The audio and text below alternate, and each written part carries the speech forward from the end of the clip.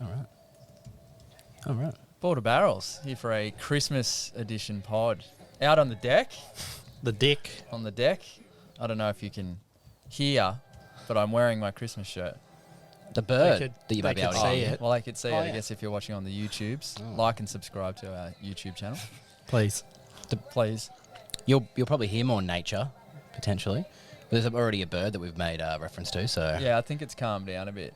Oh, no, No, there it it's- is. You won't be able to hear it on this, though. Yeah, I can guarantee. Yeah, it'll be low enough. So it's funny, you don't hear much listening back to our podcast, but the planes. You always hear the planes. Yeah. I think it's probably, well... Yeah, a because I pretty big feel like sound. it's like the vibrations rather than the the sound like itself. the sound. Yeah, because Yeah. you like the whole and because like I feel like my house is like in the like the actual flight path. It's not like the plane's kind of around. It's the plane is directly overhead. Yeah, like- and because I'm close-ish to the airport, it's also quite low. Yeah, like you could wave to the pilot. It's like, oh, there's Benny. Hey, Benny, how are you? We're actually, our new house is the opposite version of what you're saying, the other side. From sitting in my theatre room looking out the window, I can see every single plane coming past. Yeah, right. There you go. And they're always, and it was funny, one time I was thinking, it's like, gee, they're always at the exact same level. And then, like, realised that's a pretty dumb thing to say when you think about it. Yeah, well, they're not. You'd think when they're pretty close to the airport, they should all be around about the same Yeah. level as they come in. Otherwise, missed approach. Yeah, exactly. So we're on the deck, and it's bloody good. Bit of a breeze going. And I'll tell you what, looking over at the Not So Good shed, look at the heat haze coming off that thing. That's crook. No wonder it's hot in there. Like, Off the shed. yeah, like look through it. It's just like everything's. It's like I'm having a series It's of tiny seizures. There could be gas leak on top. Yeah, it does look like a big gas leak. So what are we doing today? What's going on? Hutto's doing something over there. What are you doing? Yeah, I'm doing a wheel. Wagon Well, wheel. we're doing a Kris Kringle, essentially. Yeah. Kind of, yeah. So the whole thing is that each of us have brought 3 beers that only we know. So, like, I've brought 3 and you 2 don't know what I've brought. All 9 beers were given to my wife to wrap individually and number. And I also said when you wrap them, then mix them up and then write 1 to 9. So it's not like... Because obviously mine were at first. I'm not 1, 2, 3, and then Zach's 4, 5, 6. So it's completely random, and I don't know what my beer number is. So if I get my own beer, Oh yeah. so it's a complete surprise as to what I'm unwrapping. Yep. And then when I open it, it's like, oh, I brought that one, but it's not like Yep. I got to avoid one. So Fair enough. Because then it promotes like you want to bring beers that you also want to have. Yep. I Yeah. wonder what the odds would be of all 3 of us getting the 3 we actually brought. Well, I wonder what the math is on that. Well, like this is going to be really poor maths, but my guess would be that And quick. Like so, there's like 9 options, and you're getting 3, but at each time it like minimizes how many you can get. So like you know what I mean? Like the Yeah, first yeah. 3, there's 9 for you. If we spin you first, there's 9 possibilities. Then there's only 8 for Simon. Then there's 7 for me. But it'd be a lot, is what I'm saying. Yeah, absolutely. Like in terms of percentage, very low. Yep. So Unlike the should we- beers, I can only assume the Should we get percentage straight into Oh it? yeah, may I not think be there's so some low. big boys. Yeah, I reckon we get it. I'm so excited. All right, who wants to be the first beer off the rank? do we rock off or? Well, you're hosting. You've hosted the day, so you get to go first. I think. Righto. So I am spinning the wheel right now. What's the wheel? What's the app called? It's wheelofnames.com. Okay, there you go. So He the hasn't got a first number. He's got Jeff. Yeah. number 9. Oh. Okay. So I will open the ASCII and locate If it's an Imperial dessert stout, 7, unlucky. 5, I didn't bring him an Imperial Straight up. dessert stout. Yeah. 9. That could be that's a 9. I reckon. Oh, is it a 6? Oh. I'll have a look. I'll find 6 Controversy. No, that's That's definitely a 6. Yeah, that's a 6. Alrighty. Number 9. Should we- we all unwrap at the same I reckon time? we all or do pick. you want me to... I reckon we all get 1 each. Okay. And then we unwrap those and then drink those. All and right. 9 is off the board. So Zach next.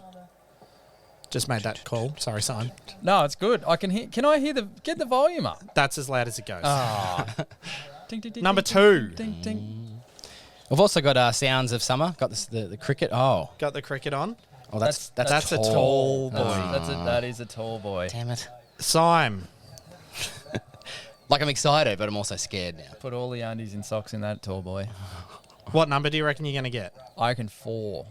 Ooh, just tick past for number 1. Okay, very good. So I randomised the wheel. Now, we will be very honest with our beers today because I know for a fact, I can kind of see something through the paper. Yes. I know for a There fact you I go. brought a beer that Simmo in particular may not be a fan of if he gets it, but Same. I think that he would actually really enjoy trying it. Chili beer. But if no, definitely not. But if I might have it here. Who All knows? right. Anyway, Do let's you want me do you go one at a time or? Yeah, sure. All right, number 9 for me first. I brought this one. The Mill Brewing, the Dark Lord Black IPA. I haven't had anything from the Mill Brewing in Can my art life. 5 out of 5 for Gratzy. Are we? We're not. No, reviewing no, them, but are still. we? 2.4 standard drinks, 6.66%. Nice. Very good. Zach, Oh, open that beer.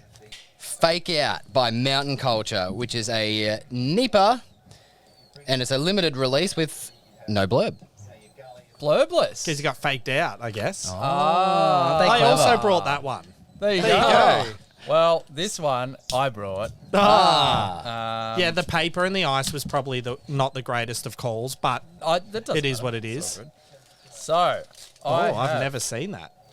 That's an American beer based on that sticker. Yep. So it's Equilibrium Fulcrum Double India Full cream. Pale Ale. Nice. 1 pint, 8.5%. Now, should we talk about where we got the beers when we pull it out? So for me, my beer that I'm going to drink, the Mill, is from the Good Shed.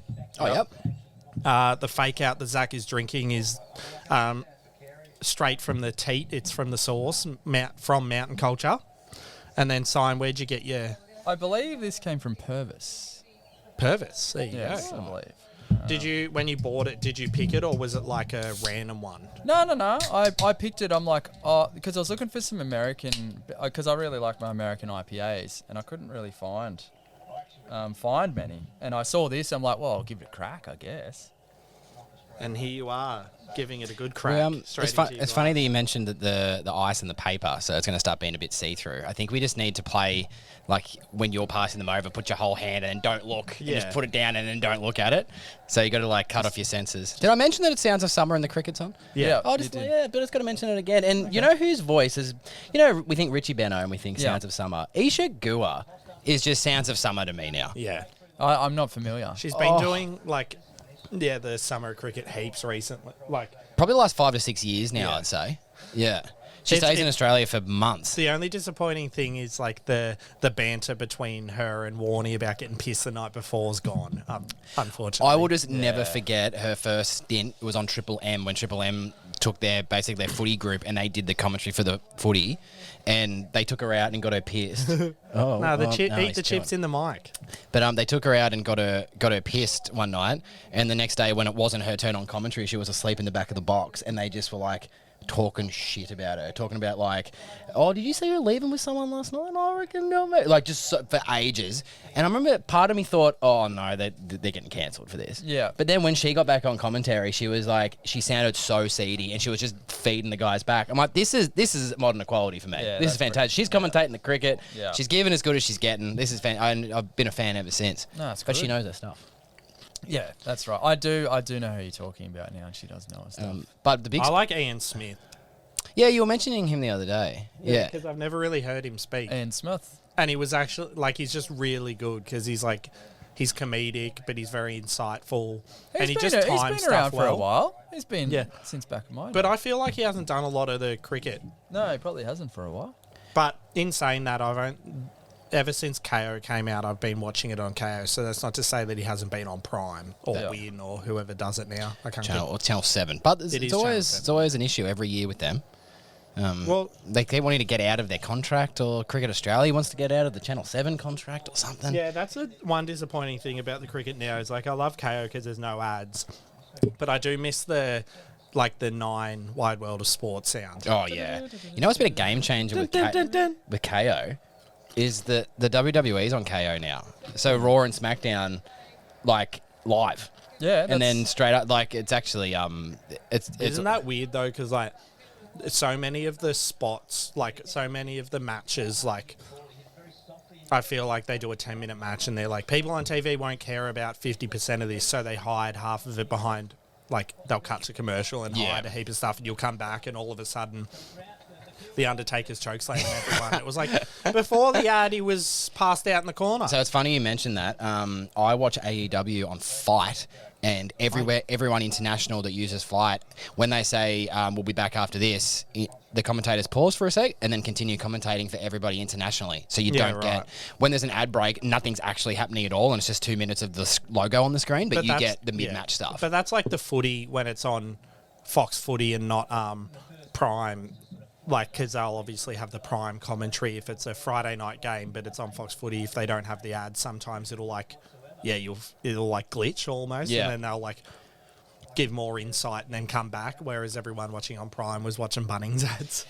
Now we are going to talk a little bit about sport. I thought that might happen, but Hudo, being the soccer guy and Melbourne Victory fan, would be remiss if we didn't at least mention what happened last night. But see, this is a problem with it all. Is like you want to bring that up, but the most important thing that's happened in Australian football happened over the last month, and you want to bring up what happened last night first. Oh, no, it's very fresh, but that was actually going to be part of it because, like, as someone who's never followed the soccer or football that closely, that is the unfortunate part. Everyone seemed to be riding this awesome wave of this is the next chance for Australian soccer to really take off, and then, like, I've never seen... Did you see it, Simon? No. Do you know what the story was? No.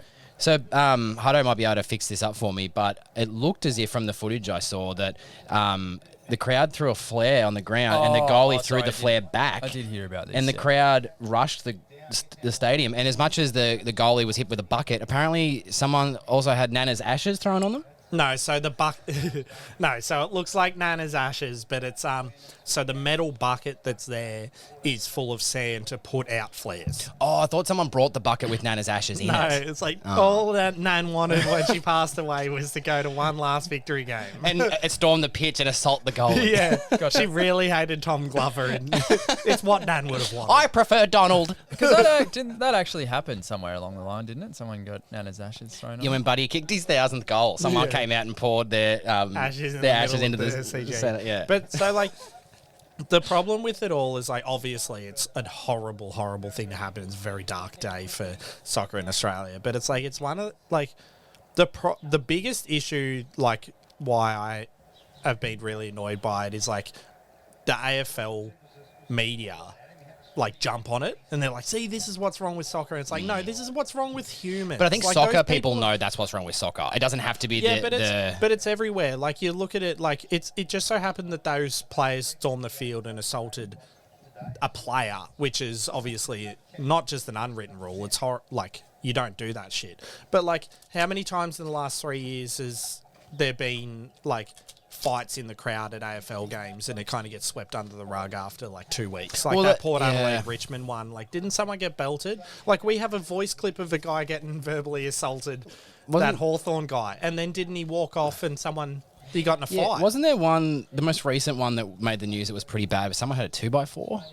At the I reckon outside the MCG somewhere. Outside. I was gonna say. How did I get it? So what are you using that for? Yeah, no, it wasn't. It wasn't inside, but it was stemming from the worst. I still think the worst one that ever happened in AFL was when a group of Collingwood fans assaulted Nathan Jones' dad after a Collingwood Melbourne game. But, like, Collingwood had won by heaps, so like, what are you doing? But see, that's the thing is, like, what he's doing anyway. Yeah, but I think the issue at the moment is, like, soccer's already in the spotlight from the World Cup in a positive light, and then it goes negative in the soccer sphere because of the grand final decision, and then this just brings it into, like, a whole new light. Do you think this was actually part of that protest, or would this have happened regardless of the grand final location? Yeah, no. Protest? So I think this was used. The grand final was used as an excuse by the people that did this. So I think it was like, if that decision hadn't have been made, there would have been no unrest among the fans, and I don't think this would have occurred. Yeah, because it seemed like a reactionary situation. But the problem is that the other games, like in Wellington, it was Wellington Adelaide, and it was actually, by all accounts, a very good first 20 minutes of soccer, and people left at 20 minutes. That's right. Because that's what the protest is meant to be, and that's what they were going to do in Melbourne. It's been all over Twitter, like, we're leaving, all the fans are going to leave. And then I think, he threw like, I am not disregarding what happened. Like, the people are obviously fuckheads. But, like, they threw a flare on the field and Tom Glover threw it. Whether he was throwing it away or not, he threw it into a crowd of people. Yeah. Yeah, and that's then stupid. it started something. But everyone's like, if someone throws a flare, like at your workplace, wouldn't you throw it back? I'm like, no, I probably wouldn't throw it back. But like, if it got thrown, so where did it land in relation to him? In his vicinity. It wasn't directly aimed at him though, because it was happening down the other end. The same thing. They were throwing him onto the field, and the city. So that was the city fans were throwing them onto the field, and the victory keeper was picking them up and tossing them off to the side, whereas the victory fans were throwing it on, and the city goalkeeper grabbed one and just went. Ugh, Yeah. and it ended up in the crowd. Like, whether it meant to or not, could you not have just, what the victory keeper is, put it to the side? Like, at the end of the day, why the fuck are you throwing flares onto the field anyway? Why do you have flares there? Like, I'm not, if they're, like, the World Cup fans, like, they had them at Fed Square, and it looked awesome. But no one got hurt. Yeah, flare. I mean, really, flare should be you're stuck in a rubber dinghy out in the middle of the ocean. Like unnecessary. But when they're like in that situation, like huge crowds and like they got the flares going, it looks fucking like I've grown up on European soccer. Like it's like it looks awesome. And like I've been in situations where there's flares, like you were saying last night that you'd have them, and like you're not really like I'm gonna get burnt here. Yeah. No, I was on what did I decide? It was Elizabeth Street. One time I was coming home from dinner and my mate lived on that particular street, and then like I saw this crowd like just fucking thumping down the street and all these flares, and I couldn't, and I was in the middle of it somehow. And yeah, they it was like a flash mob, and Simmo's like, "Well, here I am now." Yeah, I'm like, are they happy or are they? It's like that meme of the mum with the kid. It's like, "No, I don't want you getting influenced by Johnny," and it's just Simmo, and he's in it. Yeah, yeah. But yeah, no, it's interesting, and as well, like if you're in a rubber dinghy and you let a flare off, like it's good to know that a United fan will come help you because they're like, what's going this fucking game on? What, do you know that's in the news though with things being thrown in crowds? So Axl Rose, do you know, so he always thrown his microphone in the crowd for every show apparently, and now won't anymore because it smashed someone in the nose. Yeah, and then that's pretty fucking like. Why hasn't that happened 20 years ago? Yeah. Like the likelihood, because I've seen so many times. Like, so I was at a gig. I can't remember who it was now. At a gig in Mickey Webster. No. It's in Wagga at the uni. And anyway, that's quite a low. I still think Mickey Webster. Yeah, it could be. It's quite a low. It's quite a brother Ricky. Quite a low ceiling, and the drummer's doing that. Like you toss the sticks in the crowd, but because you toss it with a certain sort of loop, you can catch it. But like the drummer's just like flicking him out there, and it's just straight across the snout. This girl, and it's always a girl. Flick picks and like they're going through the air like fucking razors. Yeah.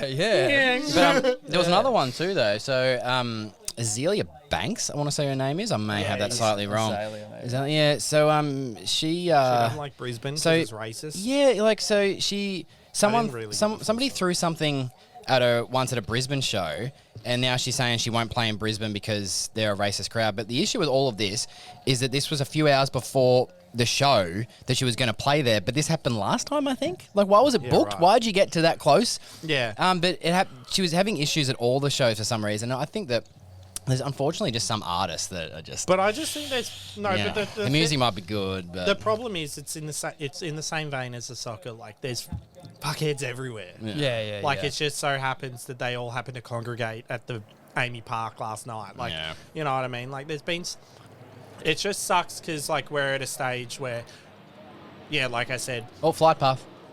That's it. Like we're at the stage where like the AFL, because of the World Cup, AFL media are. Whether they are threatened or releasing the fixture. Yeah, but they're looking to be like, no, soccer can't have this. And it's like, so we're at a disadvantage there because we're already a smaller sport in terms of like viewership at the highest level in our country. And then all of a sudden this happens and the powers that be like footy media are like, no, see soccer fans. It's like, they're not soccer fans. They're dickheads. There's dickheads everywhere. You go to the footy, there's dickheads. Like people are. It's just that these people took it too far. But like I don't know, people that are like, it's the darkest day in soccer, and it's like, yeah, it's horrible, but I don't think it's the death of soccer in the country. Because you look over in America, the NBA is the third biggest sport there behind baseball and NFL. Oh, hold on, I've got a question. And in the early 2000s, Malice at the Palace happened, and yet NBA is still massive. NBA's behind baseball? Oh yeah. Baseball's America's pastime. Oh, Yeah, not that's sure news how to- that is. That's news to me. Yeah. Interesting. Okay. Not like- news to me, but like I guess don't it's get like because it's like the sports over there are like there's sections of their country that prefer certain sports. So like Middle America is very baseball because like the Rust- baseball's American. Is it called the Rust Belt? I don't Isn't know, there a one of section? them. And Something then like like that. football's very like south.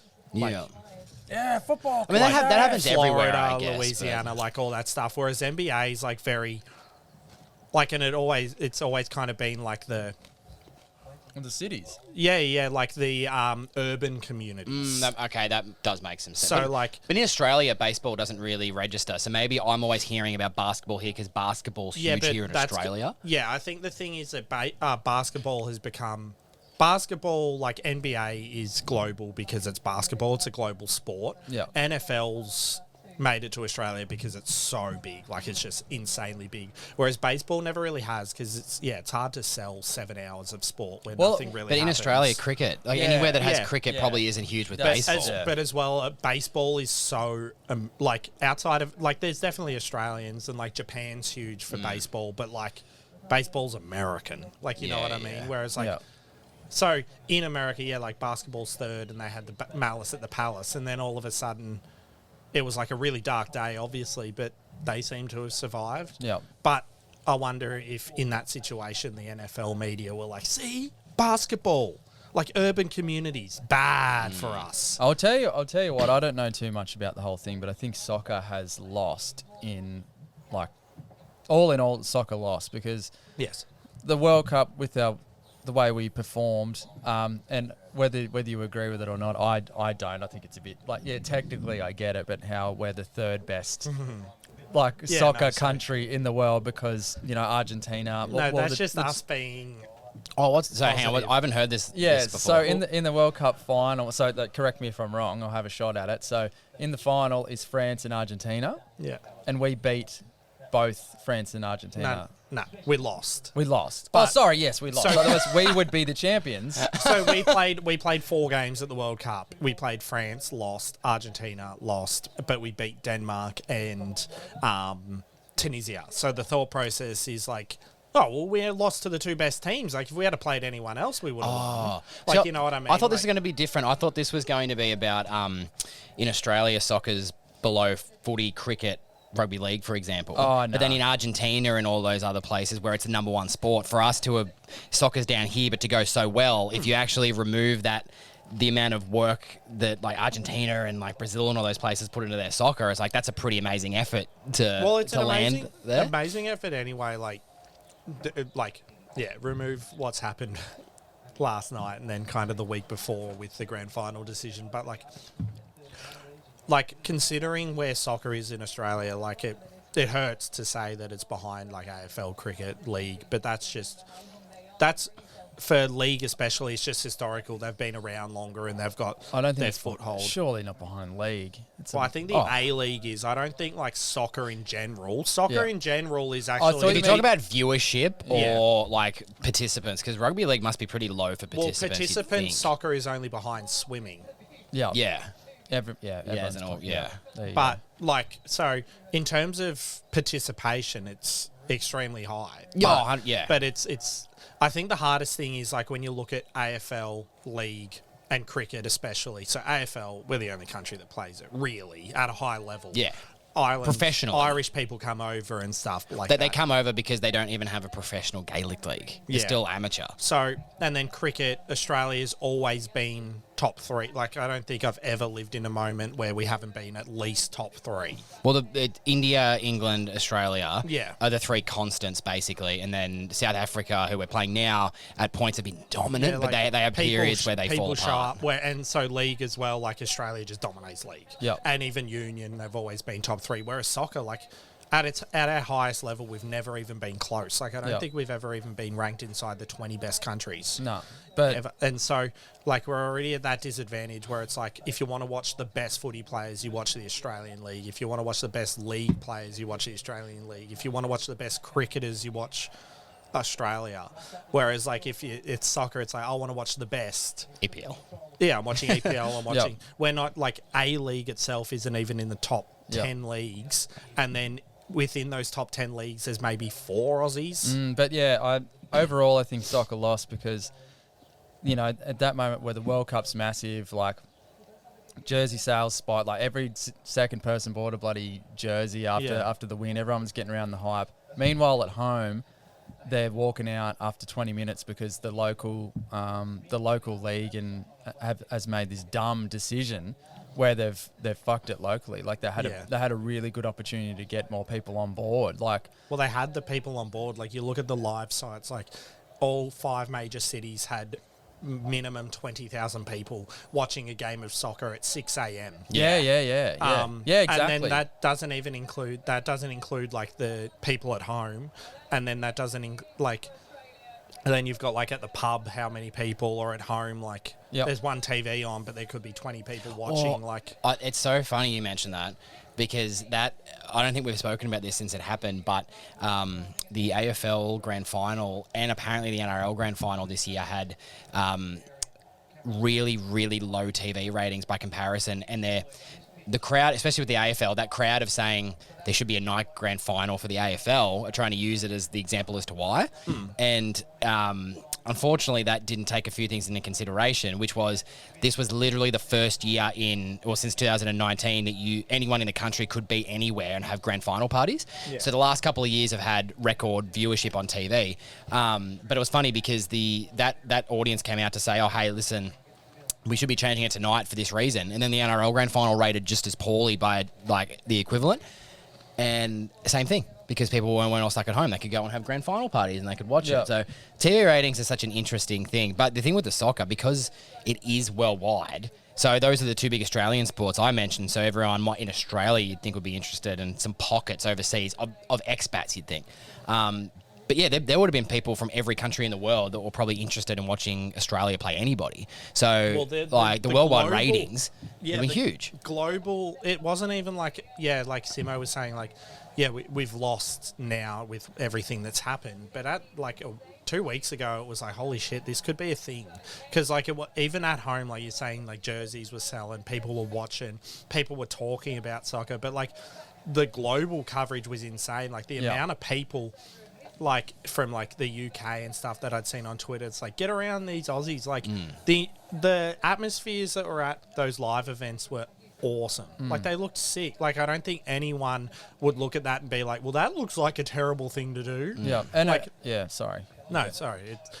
I just I don't know what. I brought it up because I know it's funny with you with soccer. Last night though, it was horrible, and I'm a Victory fan as well, so that's hard as well, because reading on Twitter, people take their points, don't let them play in front of fans, and it's I understand that they need to be punished for this as a club because that's how it works, but it's the whole why are we punishing everyone for 50 idiots? But also, it's when it's not linked to the current playing group and the current administration. That's what bothers me, and that comes back to that. That's what you just said is close to me, because I'm hearing people suggest that Hawthorn should be punished for this thing with Clarko that may or may. And no one's there anymore. Well, no one in any not a president, not anyone in administration, not the actual players that are left from that time. I think are down to about 4 or 5. Yeah. But it's the same as the whole Essendon thing, we've been damaged as a football club because of one dude being you can put this in. This is you can inject this. It's fine. And then heard, he said, he trusted the wrong person. He's not the expert. I still feel I'm in the minority on this, especially as a Hawthorn supporter with Essendon as a rival, but I felt sorry for the players. So many people didn't. And the people who said, the players should have asked questions. It's no, especially Essendon that have always had a strong Indigenous group of guys. If you got some 18-year-old Indigenous kid that's come down from Darwin, it's his first or second year and he's quiet and he's shy, and a doctor's going, this is just this is all legal, this is safe, as if that guy's going to turn into a 30-year-old man with life experience and going to go, not sure about that, I might just actually wait. He's not. He's going to go, okay, I trust you, you're the doctor, no worries. Indigenous people, that was just one example. The problem is you've got to, the footy club has set up an environment where the And a good footy club would have an environment where the footy players show up to play football. Like at that stage, like Angus Monfries isn't getting paid to understand the science behind performance enhancing drugs. Yeah. Like, you know what I mean? Like, they'd have a very basic knowledge of what they can and can't have. But if there's a dude within the club that gets paid to be there to know this stuff, it's like, oh, well, I trust that guy. If he says you can do this and it's fine, he's getting paid to be that. Yeah. Like, you know. Yeah, the thing, you got the players at that point can only trust. They need to trust that the right decisions have been made to put the right people in charge of things. Like, the players got banned, and they were just like, I was just doing what I was told. Yeah. Like, and so they should. Like, how many times, like, in a playing sense, like, to take it away from the drugs, like, the coach goes, do this. And it's like, well, I don't know if I should, but you are the coach. You get paid to make these decisions. Yeah, so I guess I'll, 100%. when we're going forward, instead of bombing it long, I'll chip it short. Like, you know what I mean? Like, but then all of a sudden, if they say no, it's like, wait, this guy's a problem. Because the coach said to do that and he doesn't want to. He's Like, not they buying cast into those the people culture out. kind of thing. yeah, or your David Zaharakis and you're too scared of needles. Yeah.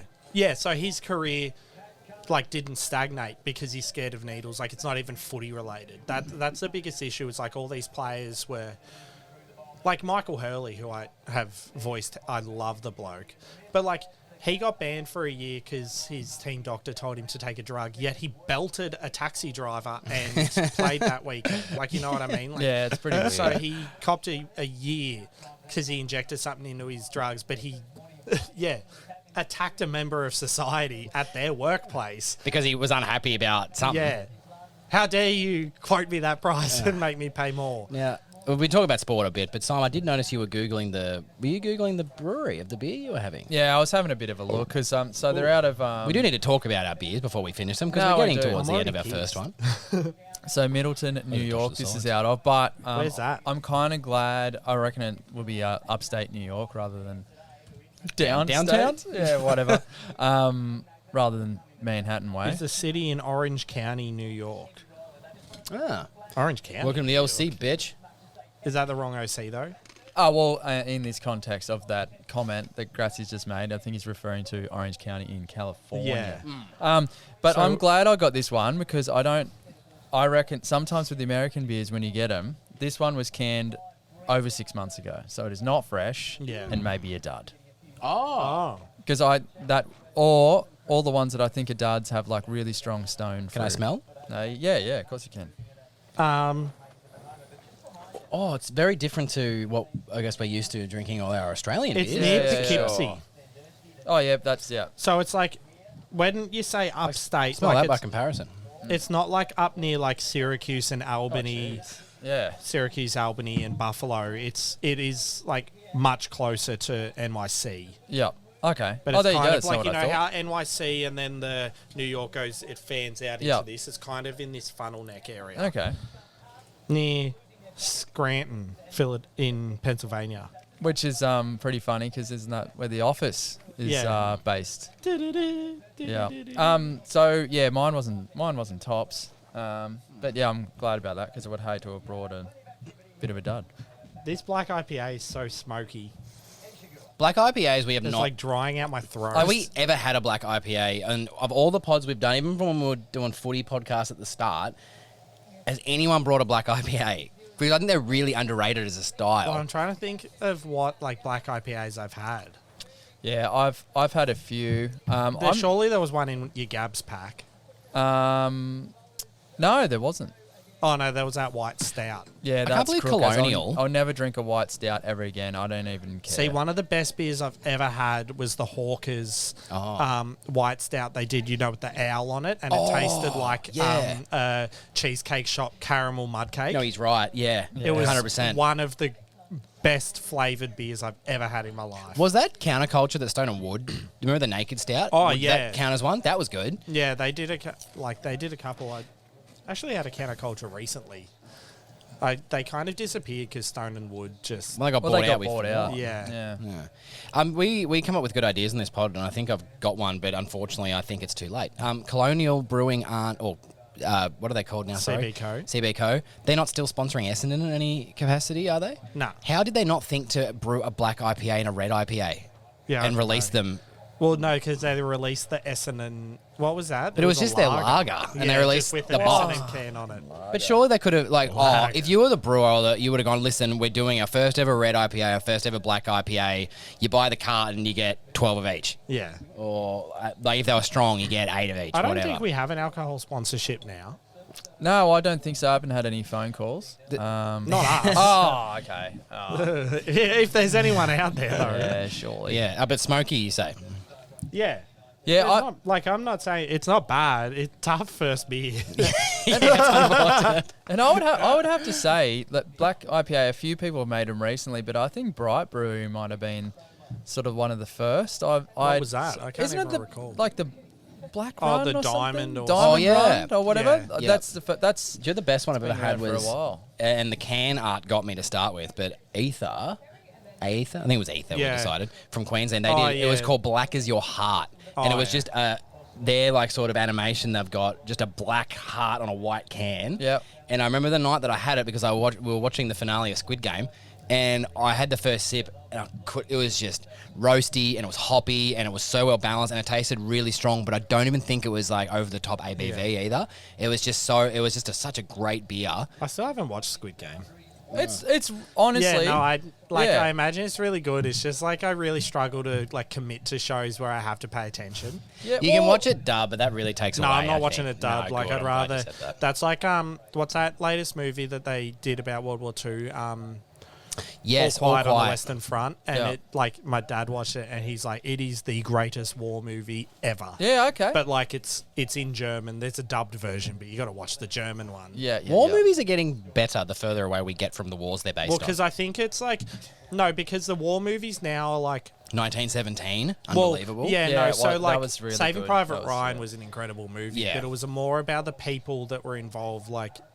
Like it wasn't the war as such. It was like, whereas like 1917 was like a really like You're that was in it with them. Yeah, that was incredible because it was 2 shots. Yeah. it was 1 shot and then he sleeps and then it's another shot. Like just the extraordinary lengths they went to make that film is what makes like the movie's great. Don't get me wrong, but like the whole time you're just like, what the hell? But it's and that's like pretty time efficient. It would have only taken him like how long was the movie? yeah, true. hour 45. Yeah, 45. That's all it would have taken him to film. And then that's like with the All Quiet on the Western Front is they're saying because it's such an accurate depiction of the war, and it's like it's more about like the travesties of war, whereas like I feel like so many war movies are like Hollywood gets a hand on them and they're like, oh, we've got to create a story. Hero, yeah. Yeah, and it's like, don't create the story. Like, war is War the is the story. story. Like, it's this All Quiet on the Western Front. Like, it's not a Hollywood film, so it's Yeah. like, it's the true depiction of. Or then you get Tarantino doing Inglourious Basterds, and he just went, I'm recreating history. And he just like Yeah. rewrites it all to suit his own story, but it's so entertaining. Yeah, Yeah, yeah. I really enjoy war movies. Have you seen one? There's one particular war movie that's I'm seeing in memes a lot recently, and people are saying, did everyone actually watch this when it came out? Because it's a lot better than people realize. And that was Fury. With Brad Pitt. Brad Pitt, Shia Turned it off Oh. within 5 minutes. Why? Because I know the character is probably meant to be this way, but like Brad Pitt's character, I was like, That haircut was so glorious. I can't watch this. This is some of the worst Yeah, right. anything I've ever seen. Oh, wow. 'Cause, Yeah. yeah, I really enjoyed it, but I've seen a lot of people bringing it up saying, hey, you guys like realize this was really good. And everyone that I see commenting are tagging their mates going, yeah, like no one talks about this. Awful. Like, oh, interesting. I haven't watched it. I said I really like war movies. I haven't seen Fury. Well, it's You know how Shia LaBeouf became a method actor? Yeah. So in that movie, he didn't shower for the entire duration of filming. Gross. And his character was like a real sort of Bible sort of guy, but he was a bit like hard-edged. He said he became Catholic or Christian, I can't remember, because he went into all the religious texts, and then he was like, yeah, this is cool. I like this. And he basically, like, it changed his whole life. yeah, it's funny when people are just like insane and then they call it method acting. Kanye is a method actor Yeah, at the moment.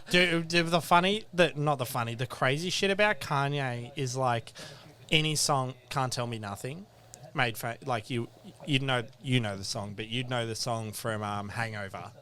Oh, It's I would like, have. da, da, da, da, wait till Yeah. I get my... And the whole thing is there, like, wait till I get my money right. And that was the thing. He grew up, older rapper, I can't remember his name, like, told Kanye, it's like, be a regular member of society, and when you get your money right, so basically when you don't have money issues, that's when you can be you. And that's the thing now, is like, all of a sudden he's like got his money sorted, and he's just like, so I don't like Jewish people. Yeah. And it's like, whoa. And I'm not quite sure about black people either. I know I am Yeah. one, but Yeah. he's Yeah. like that Chappelle character, the blind guy that's a leader of the KKK. Tyrone Biggins. Smell. Anyway, this is one of the best NEIPAs I've ever had.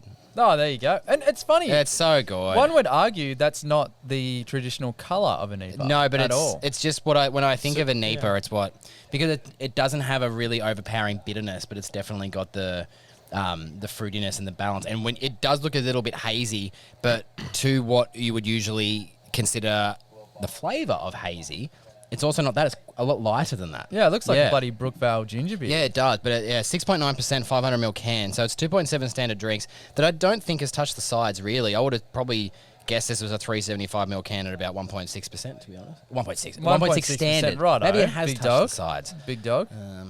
Fury is the 86th highest war movie on Rotten Tomatoes. But like, it's a piss take, isn't it? It's not a real movie. It's a piss take. No, it's a real movie. Oh, really? Well, Brad Pitt's awful. Then. Oh, he's usually quite good. I always love his haircut. what do you reckon number one would be? Is that a war movie? What's the one, something Horizon, that Mel Gibson directed that's got Andrew Garfield? That's very good. Deepwater Horizon. No, that's Mark Wahlberg with the BP explosion. Number one here is Casablanca, which I think is just set during World War One. That's like saying Die Hard's a Christmas movie? Yeah. Well, Dunkirk, number 4. That's the first one that I I thought recognise. Dunkirk was overrated. The original All Quiet on the Western Front from 1930 is number 5. It's funny. There's a The lot Hurt of Locker, that was great. Oh, yeah, that, that's good. that was great. There's a lot of I think there's a lot of films like Casablanca. It's like for the time, and that's like that'll never be knocked off. Yeah. But like there are better movies. Oh, yeah. There's you so know, many. Yeah. Apocalypse Now, number 10. I think that's like my dad's Tell you favourite. what, it's nearly time to pull the bloody Ripcord. the what's it called? The wheel. The What's wheel. Where's the Horizon wheel? one that you're talking about? Not Event Horizon's different. I think it was called Peak. No, not Peak. Can you look up Andrew Garfield war movie? Oh, Zero Dark 30. Schindler's List. That was pretty good. Schindler's List. That was pretty good. Didn't have much colour though. Not a lot of colour. He's got his list. He's in- checking it twice. And I suppose, yeah. Oh, dear. No, Schindler no. Clause. Sorry, and making jokes about war It's a movies. Schindler. Simmo, one of Simmo's best calls ever. But another great war Hacksaw movie. Ridge. That's great. What did I say? Horizon and Peak. Horizon The Peak. boy in the striped pajamas, or as Simmo affectionately pointed it out after him and I both had gastro. We looked like the boys in the striped pajamas because we were so gaunt. We were gaunt as gaunt. Max could be. Gaunt. But also Isn't it Vera funny Farmiga that is in Max it. Gorn She's looks my old very lady gaunt? crush. Max Gorn is quite gaunt. Yeah, you see, he's vegan. Ah, there you go. That's See? why. If he had his steak, they would have won Get last some meat year. on your bone. Yeah, He used to get smoke some for a meat, while bro. too until he did a really strong pre-season. Then I think you have to quit the smoke, Max. And he's like, I think you're right. Isn't that crazy? It's people that smoke. It just baffles me. You know who smoked and loved it during their footy career? Well, I was going to say, I thought we were going towards Warney. There, Glenn Archer. oh, Right? And apparently, oh, he's giving him. Apparently, when the Kangaroos in 1996 knew they were close to a flag, they all got together and said, we're all going to pick one thing about our teammates that we think's a weakness, and we're going to say you're going to sacrifice this for the greater good of the team to show that you can put in for the team 100% and get the best out of yourself. They got to Glenn, and before anyone said anything, he went, listen, I know what you're going to say, pick something other than smoking. that's pretty funny. Wearing What your about gloves. Manute Bowl with his Heineken? Yeah, that's insane. Oh, that guy, he's a cool guy, that guy. Cool guy. cool guy. He looks Alright. like, What the? not Slender Man. What does he look like? Yeah. Yeah. a bit of Crooked Slender Man. Yeah, he does. Black Oh, Slender Man. yeah. Anyway, All right. now don't look at it. We're going reverse order. Okay. So, no. Simon, this is yours. Number Just rock and roll that Take one a for pick. me. What do you reckon you got? 8. 6. Shit. Hudo can look, Simmo can't look. Simmo, don't look at it. Is this Simmo's again? I don't know. Do you want a new number? Nah, bugger it. I believe it's the one I had, but I. It's all right. What are the odds? I enjoy Zach. Oh, I'm definitely getting mine now. I wanted Simmo to get the one I thought he'd hate. Well, I've only got one left. None of Zach's have been brought out. That's interesting. 7. 7. 7. Okay, 7. no, And then... Was this in the ice at all? Oh, the bottom was. Oh, number 3. Do you have all big cans, Hud? Yeah. Is that yours? That looks 500. Number 3. So we've got 3 left. Okay, don't look at it. Well, I'll go first since I was Yeah, drawn open first. And yes, it is in fact the other one that I brought. No.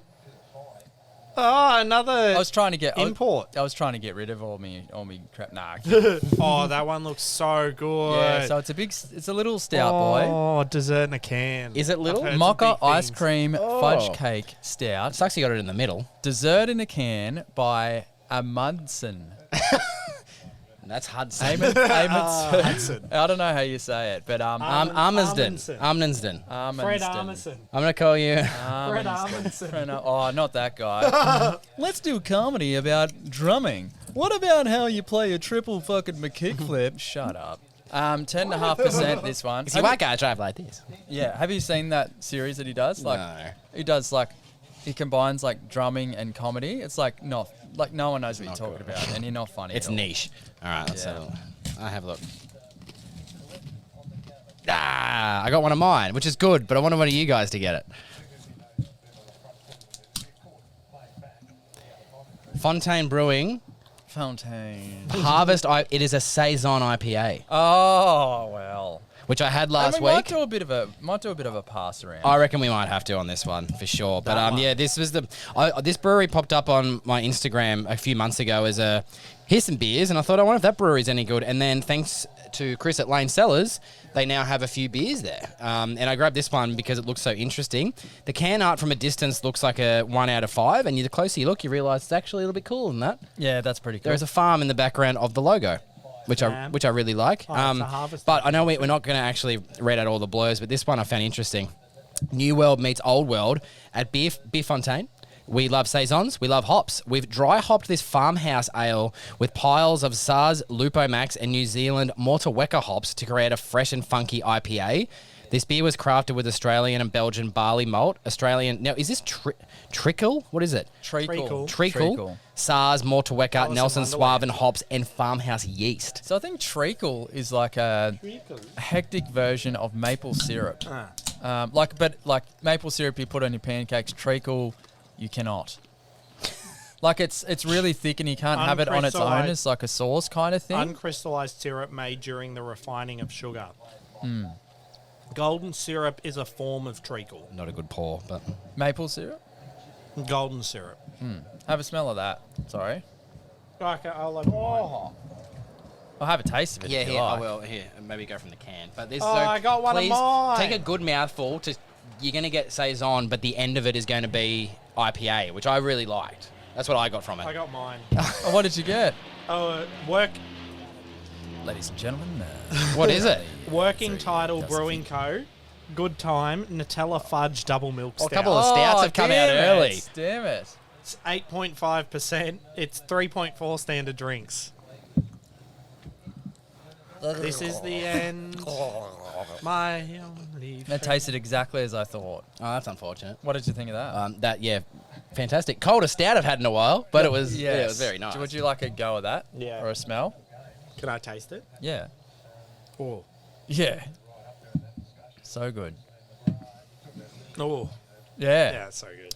Yeah, I saw those little fellas and I Yeah, heard you may appreciate this more than Simon. it wasn't bad, Really let it sit though, because it. but it's very wheaty. So saisons for me are quite wheaty in taste. I'm not. Yeah, it's nice. There's IPA Yeah, bitterness It's at very the end. wheaty though. Yeah, it's definitely saison first, which is interesting. Well, But it's called see, that's Harvest your- IPA. Oh, I still have the aftertaste of Simmo's in there. Yeah. Do we all get our own beers this time? Yeah. Yeah, that's pretty funny. If I get mine, like that's actually insane. Well, there's We can do a beer. Maybe the last ones we can do a swap if we negotiate. There Well, was we'll two- see. If yeah, I get so mine, I'll There's swap. 2 Zach left and 1 Simon. Is Simon's a little one? There you I go, know one. pass that around. I know one of mine that's left is a little one. That's good. That's really good.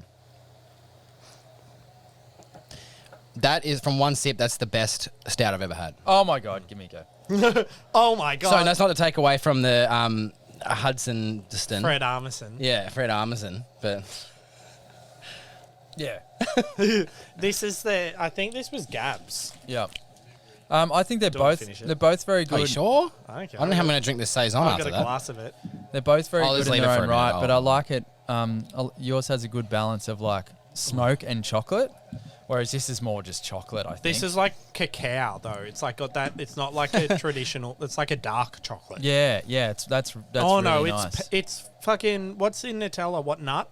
Hazelnut. That's what it's just so hazelnut. Hazelnuts are so good. Yeah, that's Now, true. now, I only found out. You get gaps in knowledge. I'm 32. I found out recently you don't pronounce the A at the end of cocoa. Yeah, now this is super No, because controversial there's like, different what words. do you mean? Cocoa. Well, it's not cocoa. Nothing's cocoa. Yeah, but there's also cacao. That's what you're saying. No, but that's a I different. thought cacao was it's a what different word. was what Lightning cacao- McQueen said on Cars. Cacao. cacao. Cacao's a different. Cacao is a different thing. Yeah, to because cocoa. cacao is Cacao? More war movies. CACAO is Yeah, that's different. cacao is the raw unprocessed version of cocoa. So Yeah, okay. CACAO is the raw unprocessed version And of it's- COCOA. And it's C with the little thing, A, C with the little thing, isn't it? Technically. Like some of those Brazilian football players. Oh, This game of cricket will be over on day 2. That's That's insane. fucking rolled him. That's his 300th wicket. That was They that was have a not very gone. good- Have they not gone to lunch on day No, 2? I think they're back from lunch already. Well, yeah. It's got to be. It's 1:15. They started. No, they started at 11:20 our time. Oh, right. So lunch might be soon. Yeah, might 2 for be, 3 is South Africa. That started hitting wickets like three pitches over. But yeah, it did. Have a look at this ball though, and it'll come through here. Left hand, swinging in, nipped in a mile, played all around it. Catch you But later. also the Through the gap gate. between That's bat perfect. That is the, a perfect ball. the batsman the gap between bat and pad there was way too large. It was, but But it he, is he was pretty- allowing for the line of it and not Yeah. for the swing. But that Which came is weird in because so much more. But it swung all day. Like surely you like whatever you think the ball's doing, bring your bat in a couple inches. Well, I mean that like fundamentals of cricket. You have your bat and your pad together, so if it hits one, it doesn't go through the gate. Yeah, he feels good about Like that. that was not taking away from the the delivery. 300th test wicket too. Yeah. Oh, Yeah, that's what I said. sorry. Mitchell Stark. Like not taking away because that was a fucking great delivery, but like what was he doing? Yeah, I'm not too sure. Like his bat was so far away from his body. Like that's Hang his bat out to dry, as they say. I should also point out Beer Fontaine. Sorry, just before we go back, they're a new brewery for the podcast, and people may not have heard of them. Botany, yes.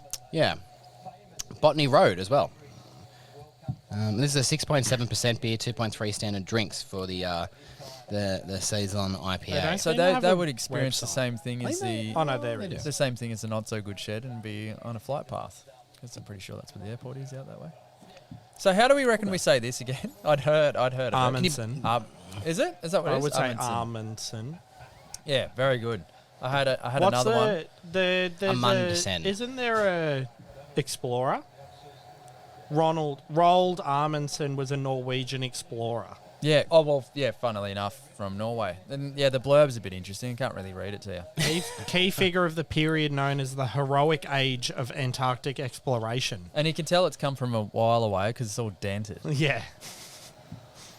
Dessert in It's a good though. can. It's almost a shame that the Good Time Nutella Fudge Double Milk Stout came out just after it. Oh well, I don't. Yeah. I didn't make Well, the where's beer. No, I know. I'm just. Yeah. I'll have to get that one. Newstead in Queensland. Newstead has a couple of good breweries up there. Is that where Bloody working oath they title do. is? Well, Newstead, that's where Range is Range Oh, that's Brewing, the one. working title. Yeah, well, let me have a bloody. Whereabouts in Queensland? Newstead is, Where is that? south of the river in. Oh no, It's over west of the river in Brisbane. Yeah, so Oh. I believe it's across the river from Bulimba, which is quite a Yeah. affluent little suburb there. You know Brisbane well? Oh yeah, because Scott used to live there. Ah. Brother Scott, shout out to Brother Scott. Brother Scott. Brother Scott. He's a man of the cloth. Yep, yeah, Brother Scott. Yeah, it is Man of the across cloth. from Bulimba, Yep. next to Tenerife. Yeah, Um, it's pretty good, but I love Brisbane if they just turn the humidity off. Just turn it Yeah, all turn the it way down. off. I'm not interested. So in Newstead alone, Sea Legs Brewing Co., Felons Brewing Co., Valley Hops Brewing, Green Beacon, Newstead Brewing Co., Range Brewing, Working Title, and then across the river in Bulimba is Revel. oh yeah, that's right, Revel. Sea Legs is interesting because Sea Legs, I tell you, unfortunately, notorious for that one beer in the Gabs pack that everybody sink poured. the donut one. It was like a sour that was like, I don't know what it was. 4X Brewery Tours. I've been. I tell you, like, I enjoyed everyone the tour. sleeps on Brisbane as a craft brewery location. There's lots in Queensland And, just in general. and then you go to Gold Coast, and yeah, there's Black Holes, even Bolter. more. Burley. Burley. Those Burley beers are really easy to find up there as well. I found a bunch more that I'd never seen before last time I was there. But same with Ether, though I found their beers very easily while I Yeah, was well, up they're there. up there. Burley, though, where...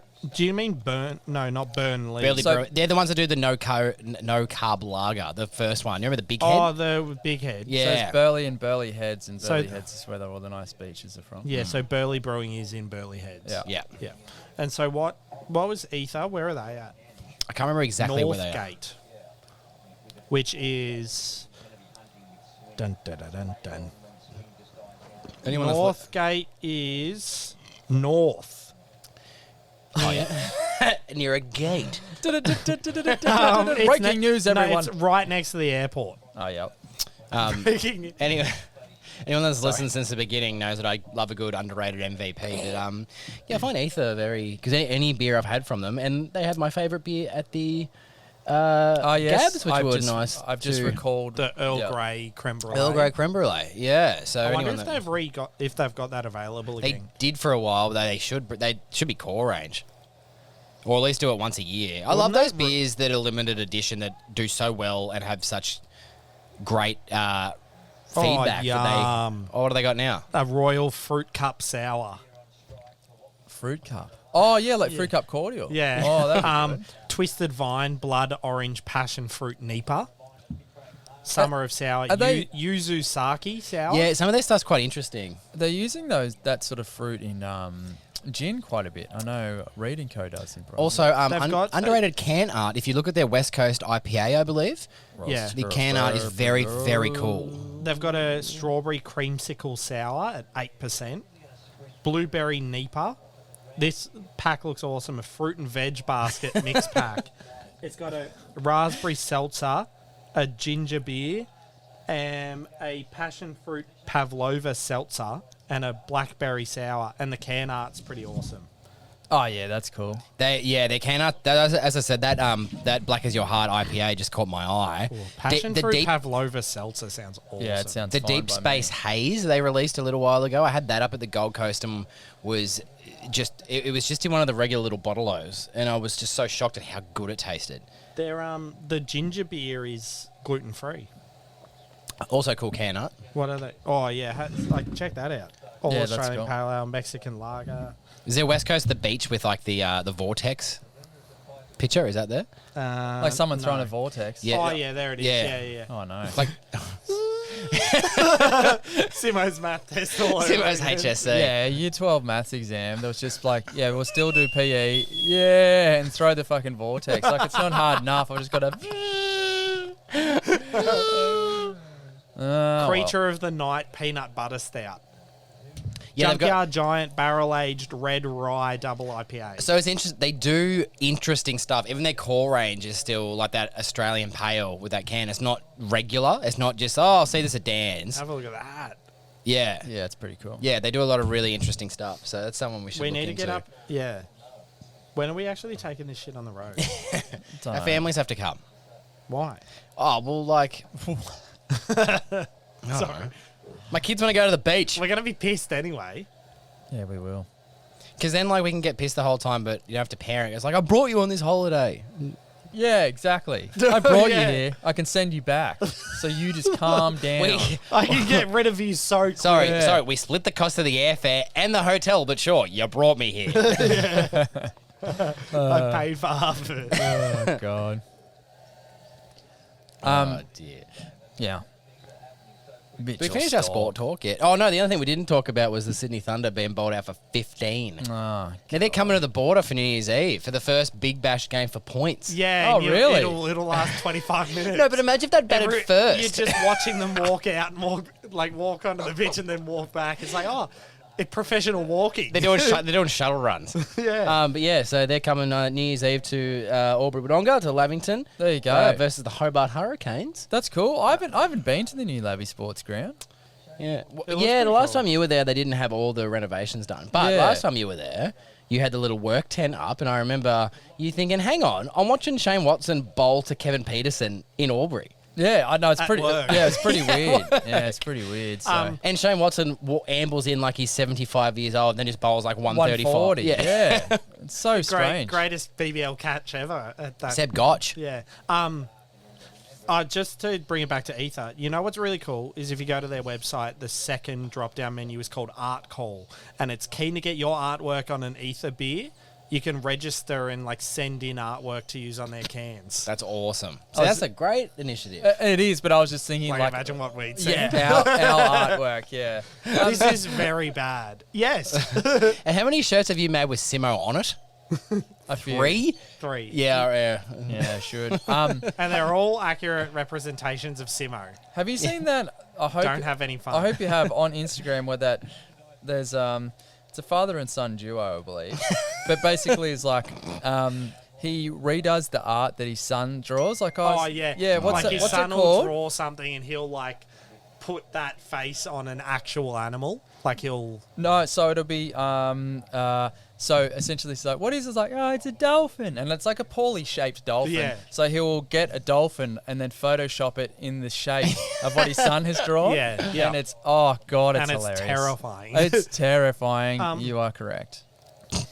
Ether, artists will retain the rights to their work and will be remunerated with a $1,000 cash grant, beer to share, promotion through our media and social platforms, Ether merch, and an evolving number of other collaborative opportunities like art shows, print sales, artist residencies, and more. Yeah, it's cool. That'd be It's- cool. It's So a good like, idea. I wonder if they do like, once a year they do like a residency of all their beer can artists. An art show. Yeah. Yeah. You go to the brewery and it's like, Look at the art, drink the beer. yeah. Oh. That's really, like, that's the cool thing about craft breweries is, like, The the creativity. stuff that they do that isn't beer. Yeah. Yeah, for sure. And bloody, I'll tell you who should do that. Bloody Garage Project. Yeah. Well, they've got their The coffee book. table book Yeah. that's always sold out. Yeah, and it's really cool how they do that. Very good. Oh, this isn't really. It's not really touching the sides as far as taste, but I'm getting a bit wobbly. Hutto's still got like a full glass left. Oh, I'm worried yeah. I'm going too It's fast. so- I've got a very easy It's drinker. so thick. It's an easy Like, it's- drinker. This is the fucking, like, Gina Reinhardt of beers. It's so rich. Oh, I think I say rotund. Or it's like the Lizzo of beers. It's real thick with 2 C's. Yeah, 2C. it's real thick with no concern about its general health. How did CC's not come out with like a Thick. thick version? Like that's some marketing. Seriously, we're Isn't better it at marketing weird than people that. CCs exist. I find it so weird in like certain sections of the market where like Doritos are the corn chip, and then like you go and there's just like, have you had this CC flavor? What is that Doritos? No, it's funny you mentioned that because apparently, I don't know if it's all the AFL games or just the MCG or Marvel. The quote was, "Is Pepsi okay?" Because Pepsi's overtaken and now replaced Coke as the actual say- cola of the ground. So many people would be real mad at that, but I I'm really not. like Pepsi's Pepsi. better. You reckon? Yep. I wouldn't say Pepsi's better, but like I'd happily drink Pepsi. But it's funny because Coke. Coke Zero is a big deal, but Coke it's like Zero's ass. it's like Pepsi honey, Max- Pepsi Max, a Yeah, long so time. like The original and the best. Pepsi Max is definitely like the best no sugar soft drink.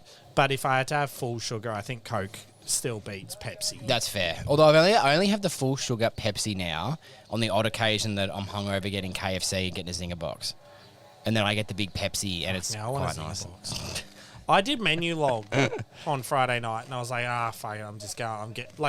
Menu log has all these good restaurants. So I just feel like some real shitty deep fried chicken. Like, What did you get?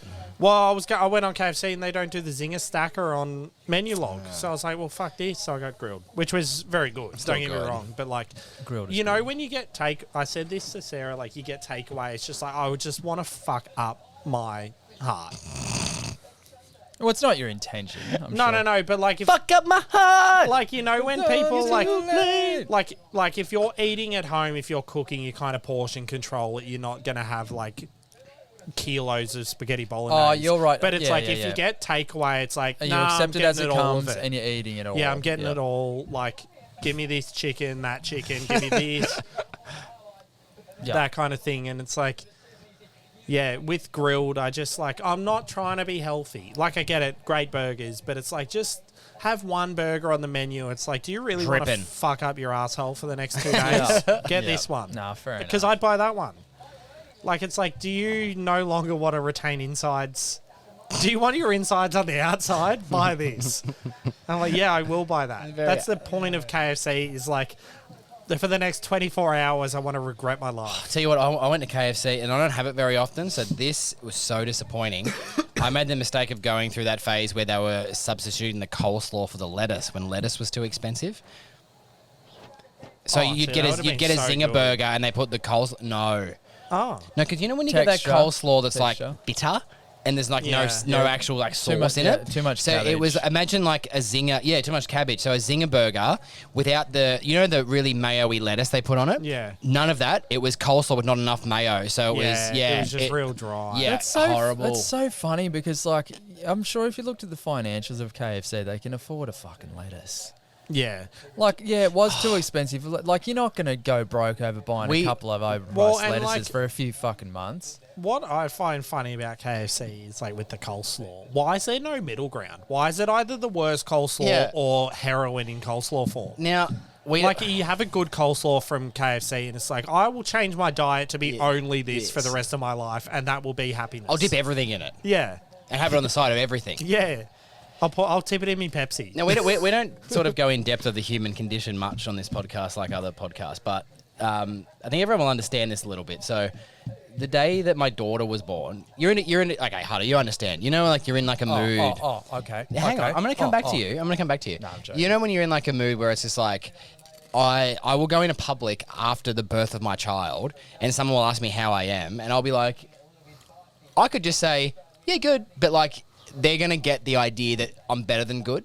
It's just something that's like, I've had a huge life event. So something massive has just taken place. Well, yeah,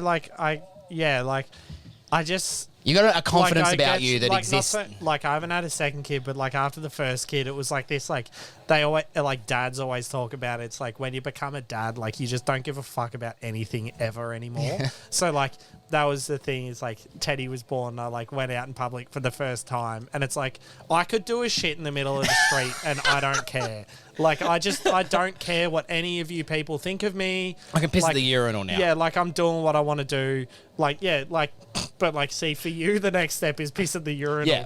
If I was to take the next step, it'd be me pissing in the middle of a function. Yeah, but like, with anyway. with my pants around my ankles like a 2-year-old. Anyway, my version of being that confident is I will try and banter with people that I know aren't ready for it, but I want to just see how it goes.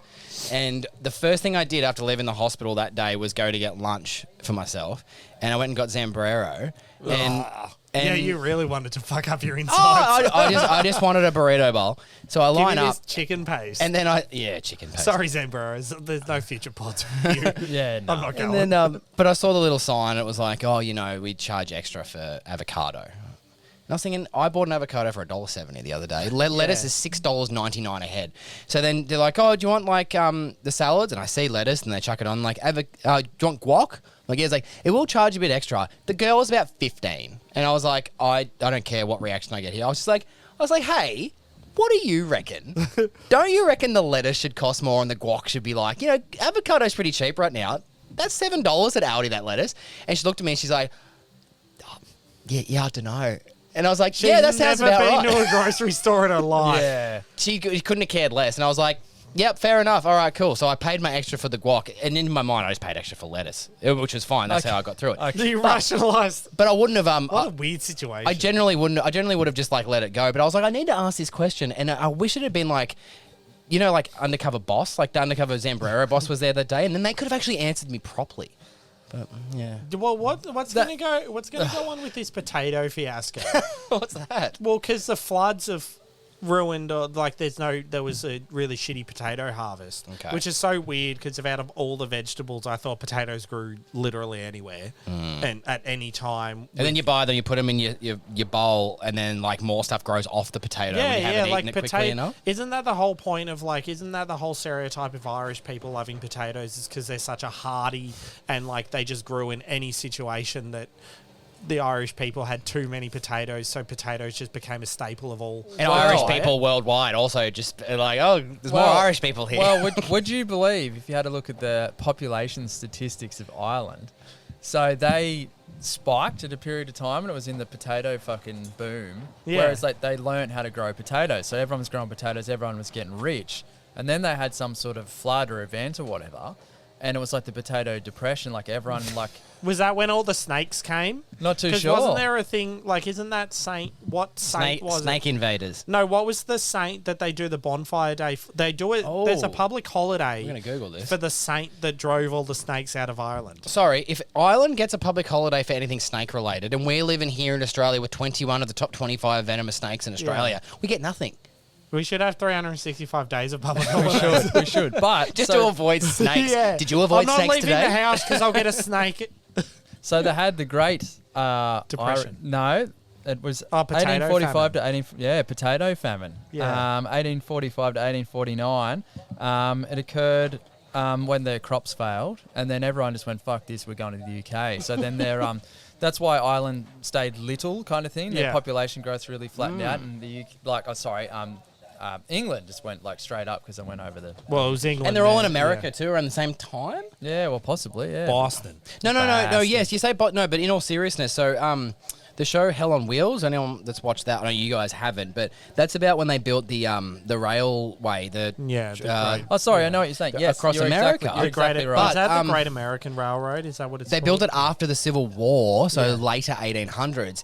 But the actual Irish contingent of people there, so in that show, for example, it's all the Americans, so it's slaves that aren't slaves anymore that are sort of still unfortunately slaves, all the white guys that seem to be part of all the wars, and then there was a huge Irish group of people. So I assume that hey, there's work here, and they all came over. So I guess the potato famine, the ripples are being felt for a while. Like the Irish people tended to, the Irish communities in America tend to flock towards the port side cities because Irish tended to work a lot in the docks. Geographically, when Boston is closer than New York is, but some of them went there and and also probably the climate is more. There's Irish pubs everywhere in the world.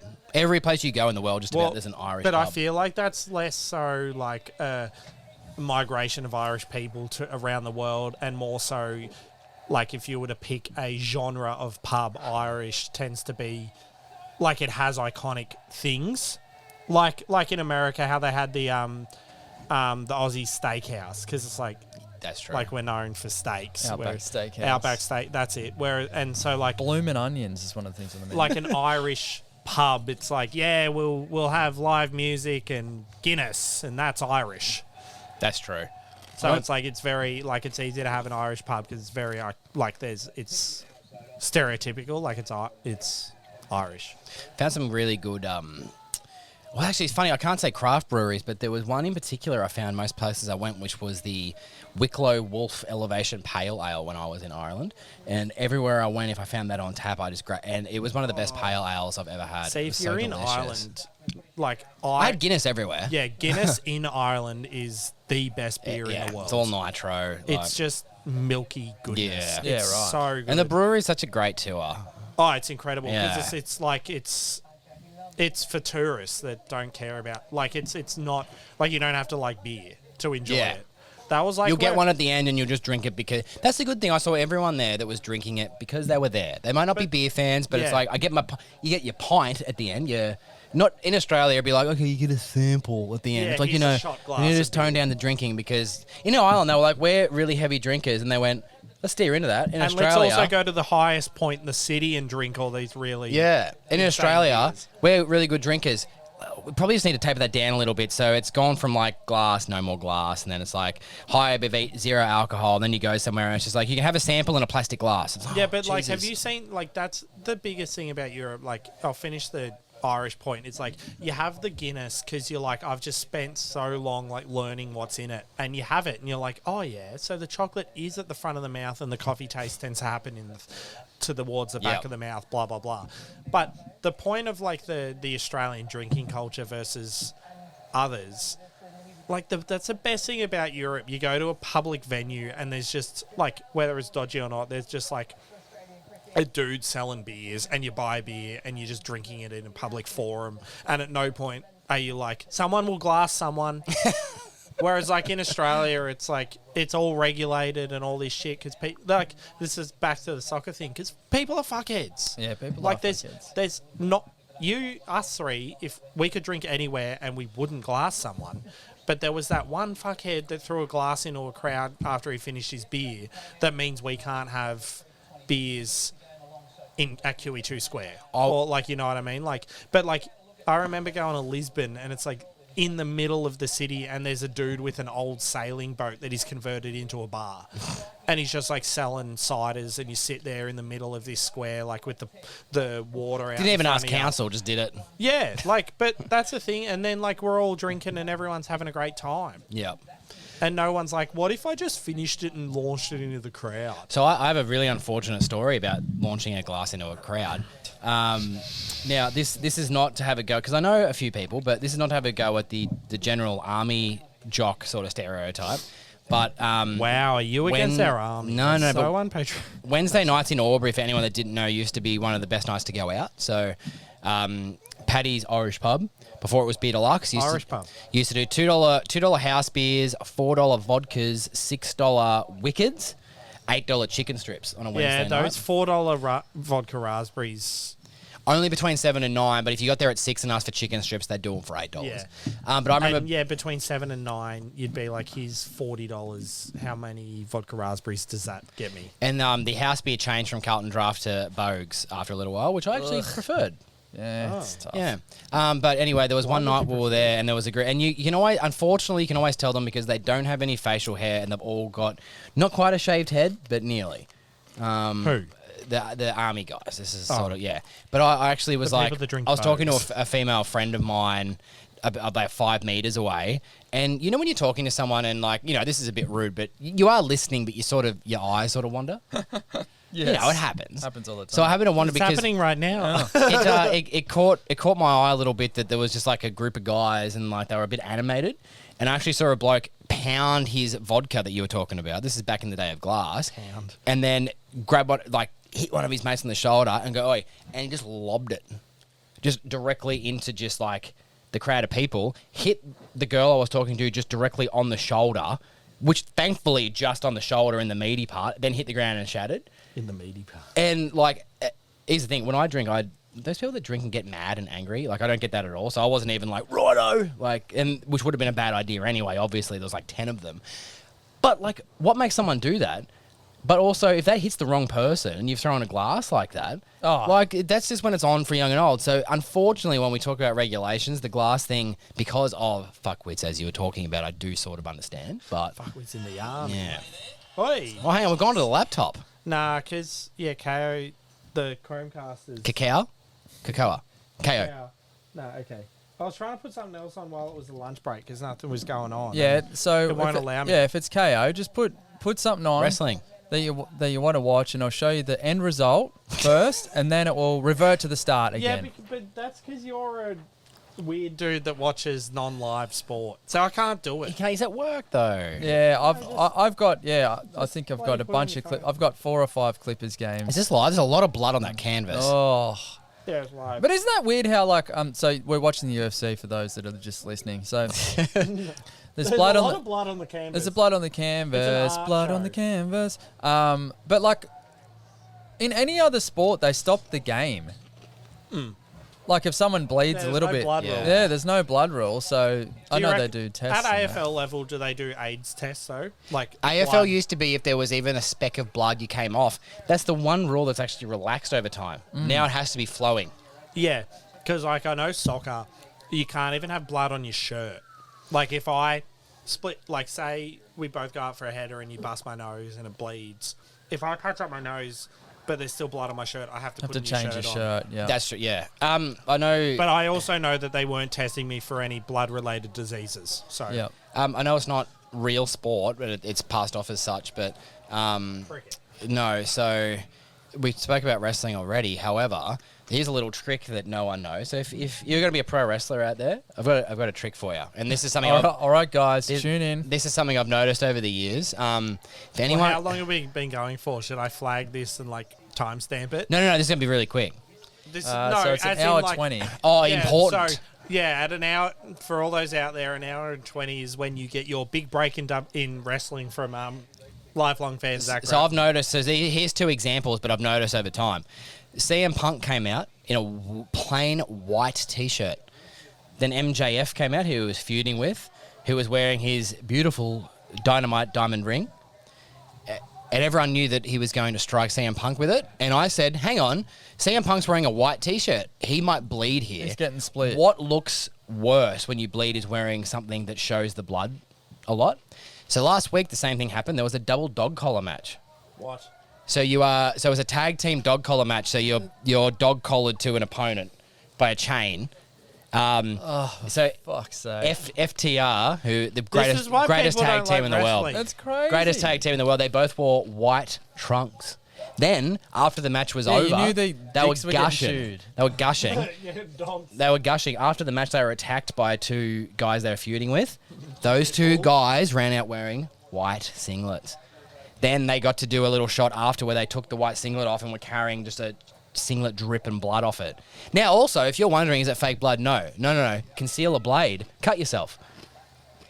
Yeah, well, like, That's how it works. do they get counselling for that? No, but WWE banned it. They have not had blood since 2008. Yeah. Every other wrestling company still believes that it actually adds something to the drama of a wrestling match. Yeah, don't Well, know. if you decided to be a wrestler and that was part of like the learning, would you say I'm out, or would you say, okay, look, I'll just give it a go?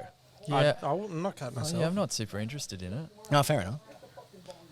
Oh, Oh, big F word just got. Oh, I love a cauliflower ear. How good's a good cauliflower yeah, It's like, look but at it's kind of like a pimple where it's like, Pop can it. I want to watch it, but yeah, get drained.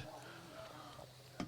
Do you know Steve-O's got a video on his Instagram, and he's got a UFC fighter. He's got cauliflower balls. He's got by now. he's got his ear between two cinder blocks with like a boxing mat on the other side, and he got some UFC fighter to punch the mat into the cinder block so he give Steve-O a cauliflower ear on purpose. Yeah, I'm not sure. All I know is like him and Whoopi Goldberg have the same voice. Yeah, dude. Hudo, Simmo said the best one-liner he's ever said during the week. Oh, And I'm going to names redacted, which is fine to lead Oh. into the story. But we were talking about someone we know who's now in a relationship, which is fantastic. But Simmo said that he hopes that he's taking his relationship advice from the hit TV series Dharma and Greg and not Dharma. bit sus. Anyway, we'll tell you after. Is he a serial killer? Potentially. Potentially. But do you know Dharma and Greg? No. Oh, see, that was So that's it's, why, so it's that's a why you rom, didn't it's like a laugh. rom-com, a really clean rom-com. It was a really cream sitcom rom-com. Really cream. sitcom rom-com. Did I say cream? really crude. Finish that beer, Hudo. We're nearly up to number 3. Oh, yeah, right. Sorry, you don't have to scull it. Yes, you do. No, you don't. No, I don't. Don't. It's No, all because right. it's delicious. I want you to enjoy it. I just finished off the end of the can you gave me, and it was Just have fantastic. Gratzy's first draw, maybe. Yeah, I'll start the draws. Yeah, all right, all right. I reckon old mate Shaved Head is a bit too complacent here. Sean Strickland. Did you give me? You gave me water. Yep. No, it's funny. What's his name? Sorry. Sean Strickland. So I was Alex. Is he black trunks or blue trunks? I'm sorry. Blue. So Alex Pereira, who just beat Israel Adesanya to win the title, the one that the only person Izzy had ever lost to in kickboxing before UFC, he lost to Alex Pereira. Pereira beat Izzy, and he said the only time I've ever been scared in a fight, he was like, I got into the ring and Sean Strickland was standing across from me, and he said the look in his eye looked like he would happily murder me. Oh. And he was like, that's the only time I've ever been scared was Sean Strickland. Try to be in Like, a... he's not that great, but he does have that, like, I'm like, aura. I'll murder you. I'm happy to die. Like, I don't care. Nothing to lose. Yeah. But in a fight situation, if you... Also, Zach, you got number 8. Which Okay. is If you're intimidated by your opponent straight up... this one. Oh, it's not mine. If you're intimidated by your opponent... Oh, it might be mine. Straight up in a fight. Oh, yeah, you've got 2 left, don't you? Yeah, I do. So it might be mine. Sorry, I knew that I had a smaller one, but there's also a bigger one. But if I have my big one last, I'm actually quite excited. Simmo, you got number 4, Okay. which is definitely not yours. Don't look at it. Okay. Can I also say that you actually got number 5, but I was worried that it could be yours, so I just gave you the one that I knew was Zach's. Number 5 is in fact mine. Yeah, that's what I was like. Oh, you're going to get all yours. Yeah, I was like, I can't have that. No. We can do a swap if you want, Simon. No, But we'll see. wait and see. So number 5. So, am I opening first? Go for it. Let's see. Did I get my own beer? No, I didn't. Oh! Fox Friday Day Trippin Oat Cream TIPA, 11.5%. Jesus, where'd you get that? Eh? Online.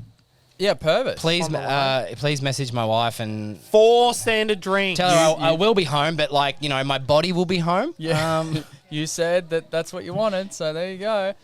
It was funny because I was like, will I keep that one? I'm like, nah, that'll be good for someone. So I know what you guys have. You're going to be very happy. You're going to be sort of excited, but also like, oh dear, what is this? No, I've had Do you know what it is? Oh, you've had it. I've had this one too. But I'm real keen for it because You know what this is, Simon? being really Yes, nice. I've had that one too. Oh, you guys had it. Oh, god damn it. Oh, Yeah. that's. You shopped at Lane Cellars. You got a... I didn't. Oh, didn't you? East Albury IGA. Oh, really? It's at Lane Cellars as well, Okay. for those out there.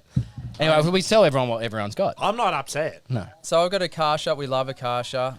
Shout out to Larry, wherever Larry is. I thought we should do some Akasha because they round off our year. Obviously, we started our year Yep. doing a special Akasha pods. Lupulin Fog New England Double IPA. It is 2.5 standards, 8.5. I'm actually really happy because I woke up a bit sketchy this morning. I was not in the best space. And I was ready to fucking throw fists at you. Yeah.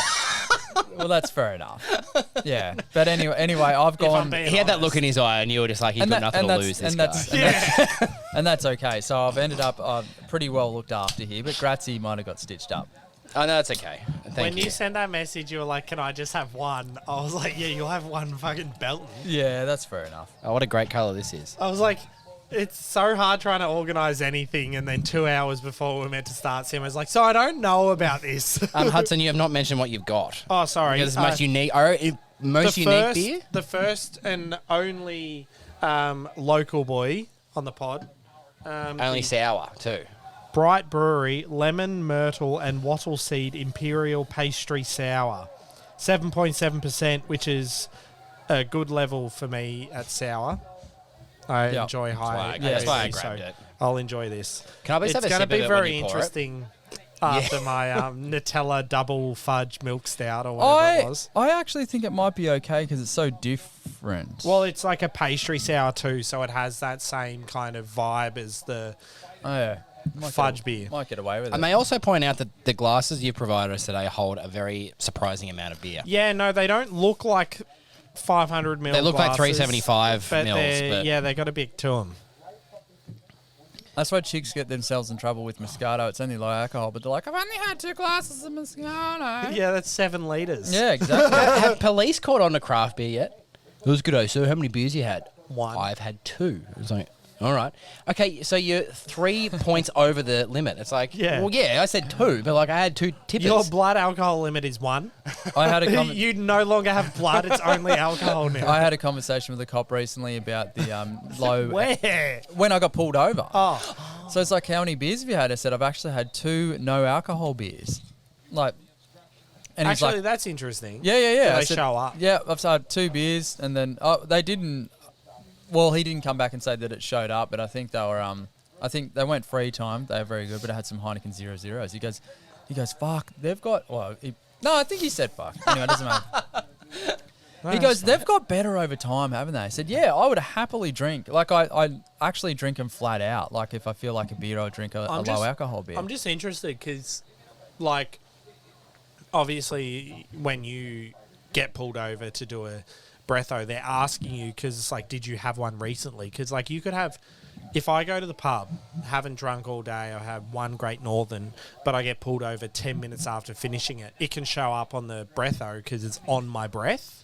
Rather than like, so I'm like, I guess it's still the alcohol content. It's not the smell. They're like, smells heavy. Like, yeah. And I think as well, if I drank some, like when you can smell alcohol, you can smell alcohol on someone's breath. But that's the smell of the beer. Yeah, but I wonder, like, if I have like a 6-pack of 0.0s, I don't think I have the same smell about me. I reckon it'd Do you reckon still it's have the hops? the beer 'Cause smell. it's the hop oil. It'd be something where it's like, when you say you smell the alcohol, it's like, no, Is that good? excuse me, I smell the beer. Have you had it? No. Oh, please have a sip.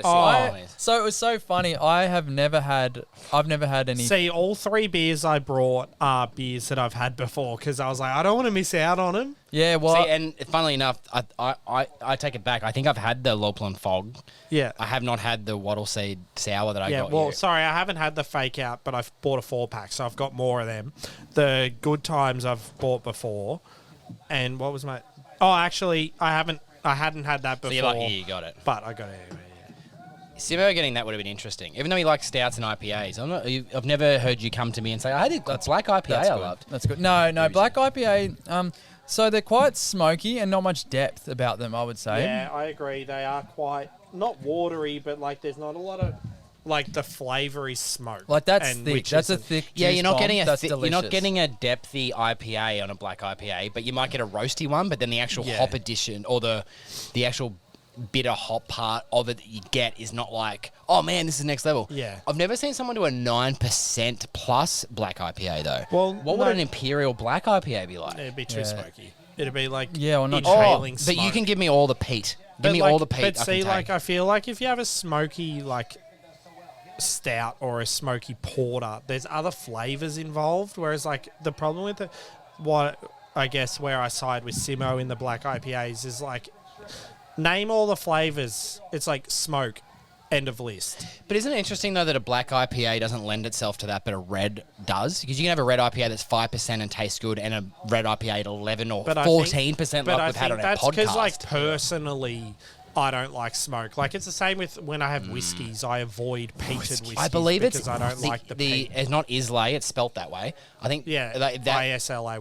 or is it the Isn't that that's the region of Scotland where Yeah. the smoky whiskey comes from. But Because that's my favourite. I will look yeah, for see, that. I don't like peated whiskies. I Okay. like a smooth, fruity, like the backwoods single malt and the backwoods rye whiskey don't have that peat. Can you message backwards and just see if they'll have us out there? I'm not interested. I in mean, we can listening. just show up. No, but like no for I a like pod. to interview them. Yeah, Yeah. probably could. I didn't tell you guys. Last time I was in Melbourne, I went to a whiskey bar and I got a business card and said, I said, I don't know. I said, listen, That Do you guys- 11%'s taking over, ladies. it and is. gentlemen. No, but I felt like this at the time when I was there. I said, hey guys, listen, I'm actually part of a beer Listen. podcast, but we're looking at maybe, you might do a couple of other places like wineries and whiskey distilleries, all that sort of stuff. I said, who owns the place? And there was 2 guys working. They said, it's us 2. Oh, I said, cool. So you guys, it's in Collingwood, this little whiskey bar. Forget the name, so I can't quote it. And I said, I don't know if you guys would ever be interested in Willie's a podcast. whiskey bar. But do you have a business card? And he was like so quick to hand it to me. And he's like, if you're ever in Melbourne. Yeah, nice. And I was like, that's pretty awesome. Their menu was the most extensive menu. They actually had one whiskey where if you got a 150 ml in a glass was $87. Nice. if you listen to that back, that was actually amazing how good that sounded. Oh, because you heard it in your ears. Yeah. The Jesus. Yeah. Jesus. Yeah. Jesus. I gotta say, that Lupulin Fog's actually got the most surprising colour of the day. There's no head at all. Yeah, well, it didn't. I probably Oh, wasn't. I wonder. Can you tell me When it was when that canned. was Old? canned? Yeah. I hope not. Because is it? Have I stitched you up? 1987. Yeah. Nice. That's good for 1987. No, I can't read that. Oh, It's yeah, I can do a it. bit sketchy. But yeah, I actually I hoped Gratzy had got the day trip in there because we are during the day, and also you said you want to get pissed. So. No one can see. No, you actually can't. No. I've had Can I the sip it and day make sure trip. that? That's even better. I have look. Yeah, it's the 1st of July 2022. Yeah, so it's a while. That's Yeah. okay. Oh, it's fine. It still tastes really It still good. tastes It fine. tastes the really taste is juicy. fine. It's just Yeah. you can Fine. tell. That tastes more that's like a why I asked NEIPA with than the a- carbonation. Oh, well, it is an NEIPA. Sorry, It is an It says NEIPA. New England, Which not is funny NEIPA. because like my lemon Wattleseed also doesn't have a head, and it's the 6th of September. Well, that's because it's a sour. Yeah, Do but like, sours there's have still got to be a heads? carbonation in the beer that will create That's the cool. head. I can see some carbonation going on. Carbonation. No breathing. Because yours is the fullest head, and well, aside from Simmo's head. Speaking of Travis, Hey.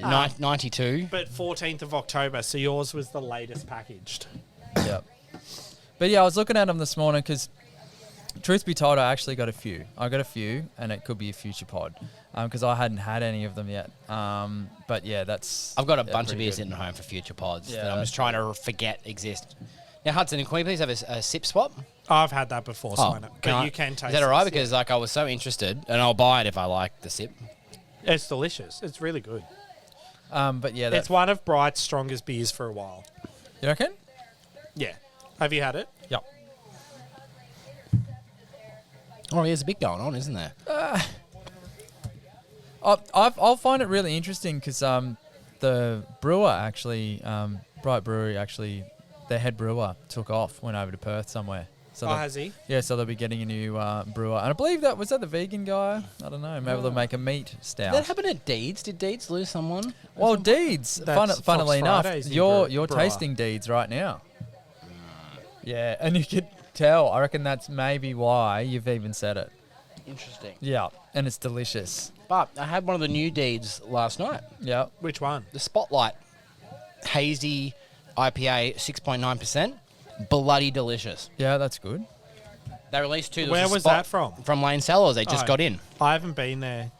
Because I've bought all those He's got so all much. those advent calendars. Chris has got so much in there. He's also got a bunch of stuff from the advent calendars not out in the fridge yet that he's saving until the advent calendar season is over. And then because I got the COVIDs and didn't drink beer, Yeah, you're doing pretty well. Yeah, that's when we knew. So just COVID did get Hudo. I was going to say. Well, I guess that makes sense. that's why as well. we were off But last Oh yeah, week. apologies for that. yeah, Hudo did get COVID, and it really took hold. But when I got concerned, he's got 3 advent calendars. Loves a beer.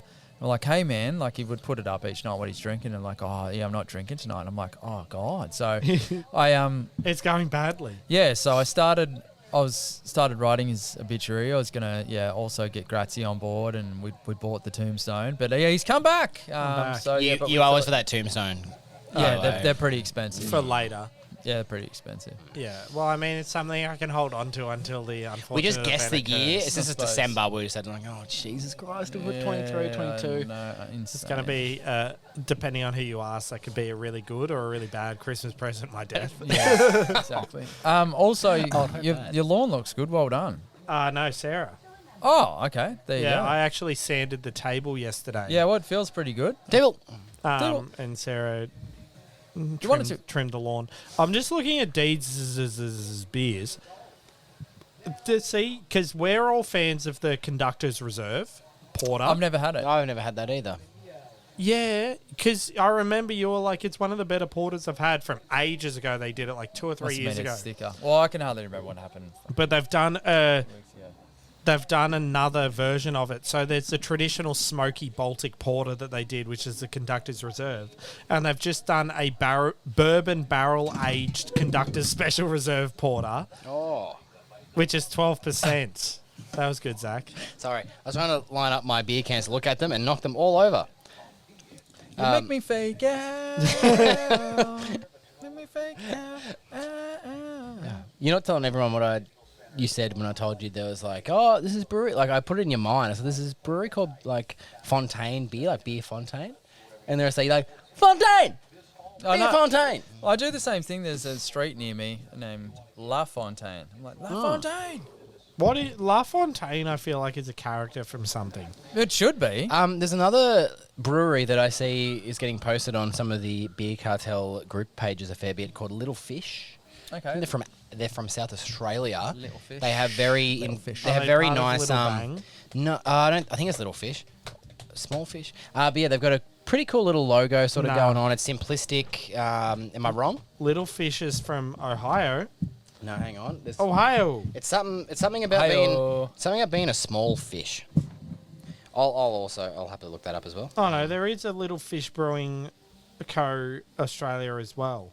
South Australia? From Gippsland. That's not. That's correct. Vic. Yes. Well, someone's been posting about him a fair bit. Tiny Fish. Tiny Fish, that's it. They've got a Tiny- session stout, Nah. which is interesting. No, but but stouts are because but it's like so. it's very dark. Like I'm very curious. Yeah, to know but what it's it would not taste about like. the colour. Yeah, it's about the Yeah. thickness of that sort of But, thing. A stout you can sip. But they seem to be quite sort of fresh and new. And I looked Hazy up. Session. They've got Black IPA. yeah. Pale Ale Session Stout. That's it. So far. Yeah, so that's the thing, like all these because Fox Friday started like that. Like I saw a couple of beers, I'm like, will this take off? Then I saw Fontaine, the same thing. And there's a local brewery about the same who have 2 beers out. Yep. One called a beer named Sue. Yeah. One, the Ashes. So Murray Towns. So we've been speaking to Barry from Murray Towns, and we're looking in the new year to do a nice little live pod with Barry, speaking about the beers they've got. And by then, hopefully, they've got another couple of surprises up their sleeve they can reveal to us. But that'll be a nice little future pod for anyone that's... I feel like So Fox it's Friday, interesting. though, were different. Sorry to change subject. No, again. that's okay. But I feel like the Fox, like when you get like a lot of breweries, like they do like they'll do like a pale ale, a lager, and like standard stuff. Like Fox Friday's core range from day dot, they were doing a hazy pale, pale ale, hazy IPA, and West Coast IPA. Yeah. which okay.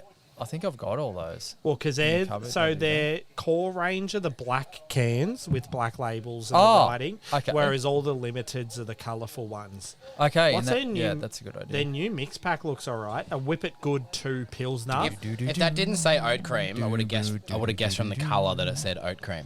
Yeah. Yeah. What's this? Berry Good, Berry Nice Fruited Sour, Speed Humps Hazy IPA, Random Number Generator Hazy Double IPA, The Mole Hazy IPA, and Broken Ground Hazy IPA. That's pretty good. Those 6 beers. So, was it 7.3%, 6.5%, 8%, and then roughly in that ballpark, 6 beers, $57. It's less than $10 a beer. Yeah, really? it's And then So I that know was- shipping from them's $10. yeah. So that was part of the reason why I went for those beers because I'm just like, is this a mistake? Yeah, this shouldn't be this price. But yeah, that's good. We've also a little shout out to a friend of the pod, Matt, who is an AFL goal umpire. So of course we've done a lot of footy podcasts.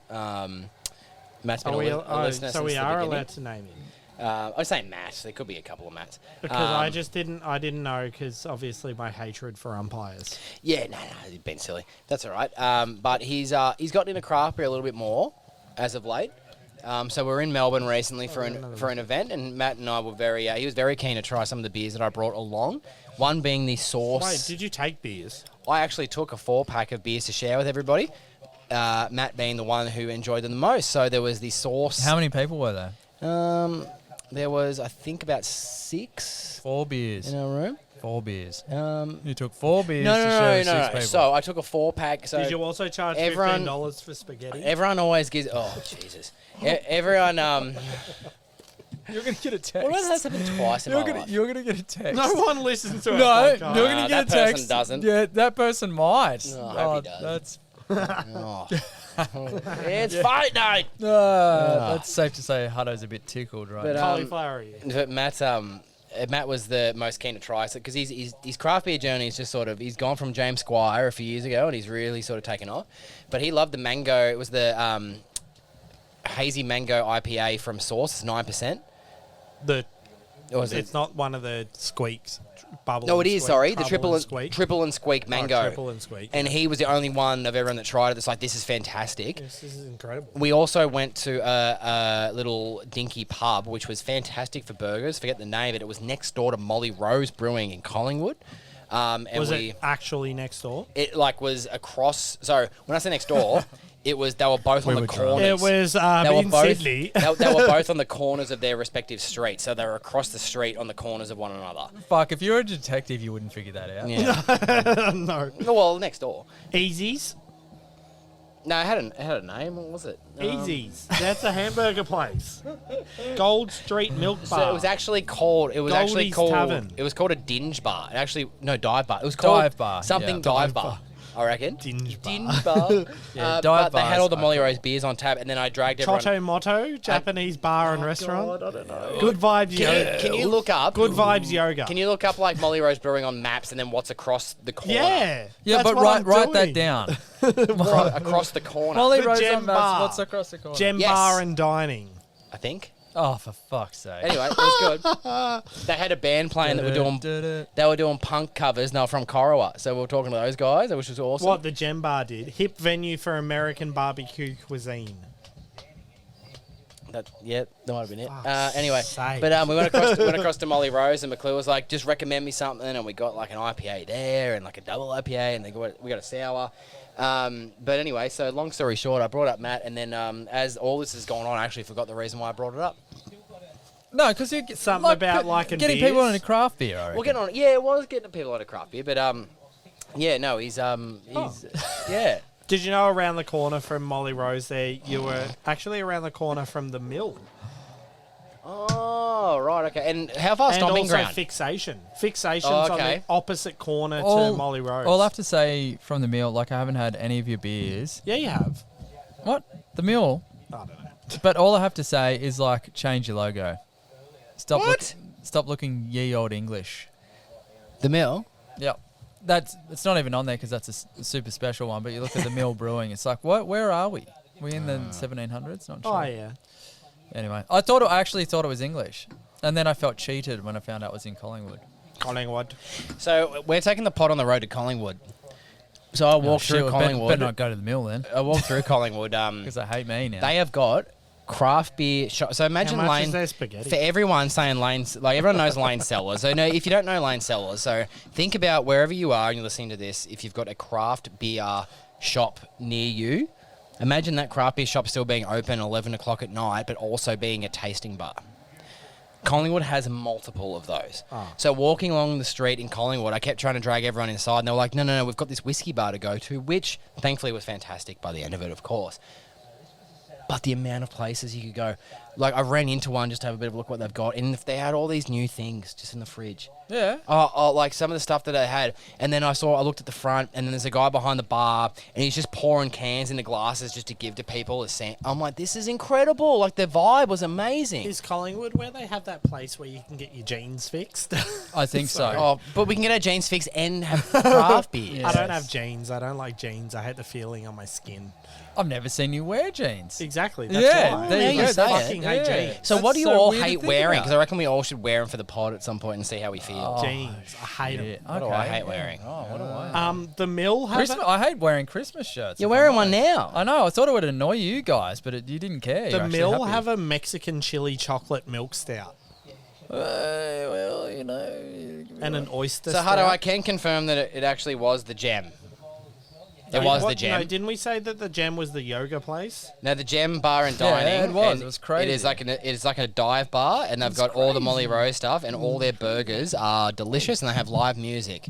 There's an art gallery called Lamington Drive. Yes. So anyway, this is like a. Take me down to Lamington Well, do you know what's interesting? You know Drive. how it's funny how like association, Collingwood. Everyone thinks, oh, Collingwood, the footy club, like they're No this taste. shit. And then like I go to the suburb for the first time in my life. I'm like, this is the best place. It's so Nah, funny. Melbourne, It's like hilarious. Melbourne's very like there's so many like those northern suburbs are so cool. Like you go like northeast and it's like Collingwood, Carlton, all very cool. Brunswick, Fitzroy. Northcote, all that stuff, and then you go west and it's like Footscray, which is Chicago of Melbourne. Footscray. Well, like the western part, like up, the next side of the tracks. Well, Footscray is gentrifying as such. It is. But you go south of Footscray and it's like Seddon, Yarraville. Yarraville's very lovely. fucking cool. Yeah.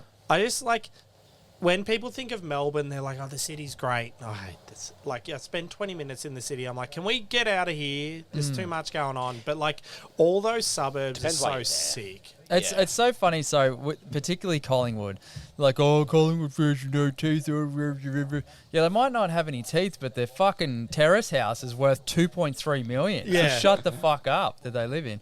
But I think I think Collingwood. I think it's the original. It must be a working class sort of suburb, but over time, and due to how big the city's grown, it's closer to the city. And yeah, the real estate prices are quite high. Like it's actually Smith ridiculous. Street's Collingwood, isn't it? Yeah. Yeah.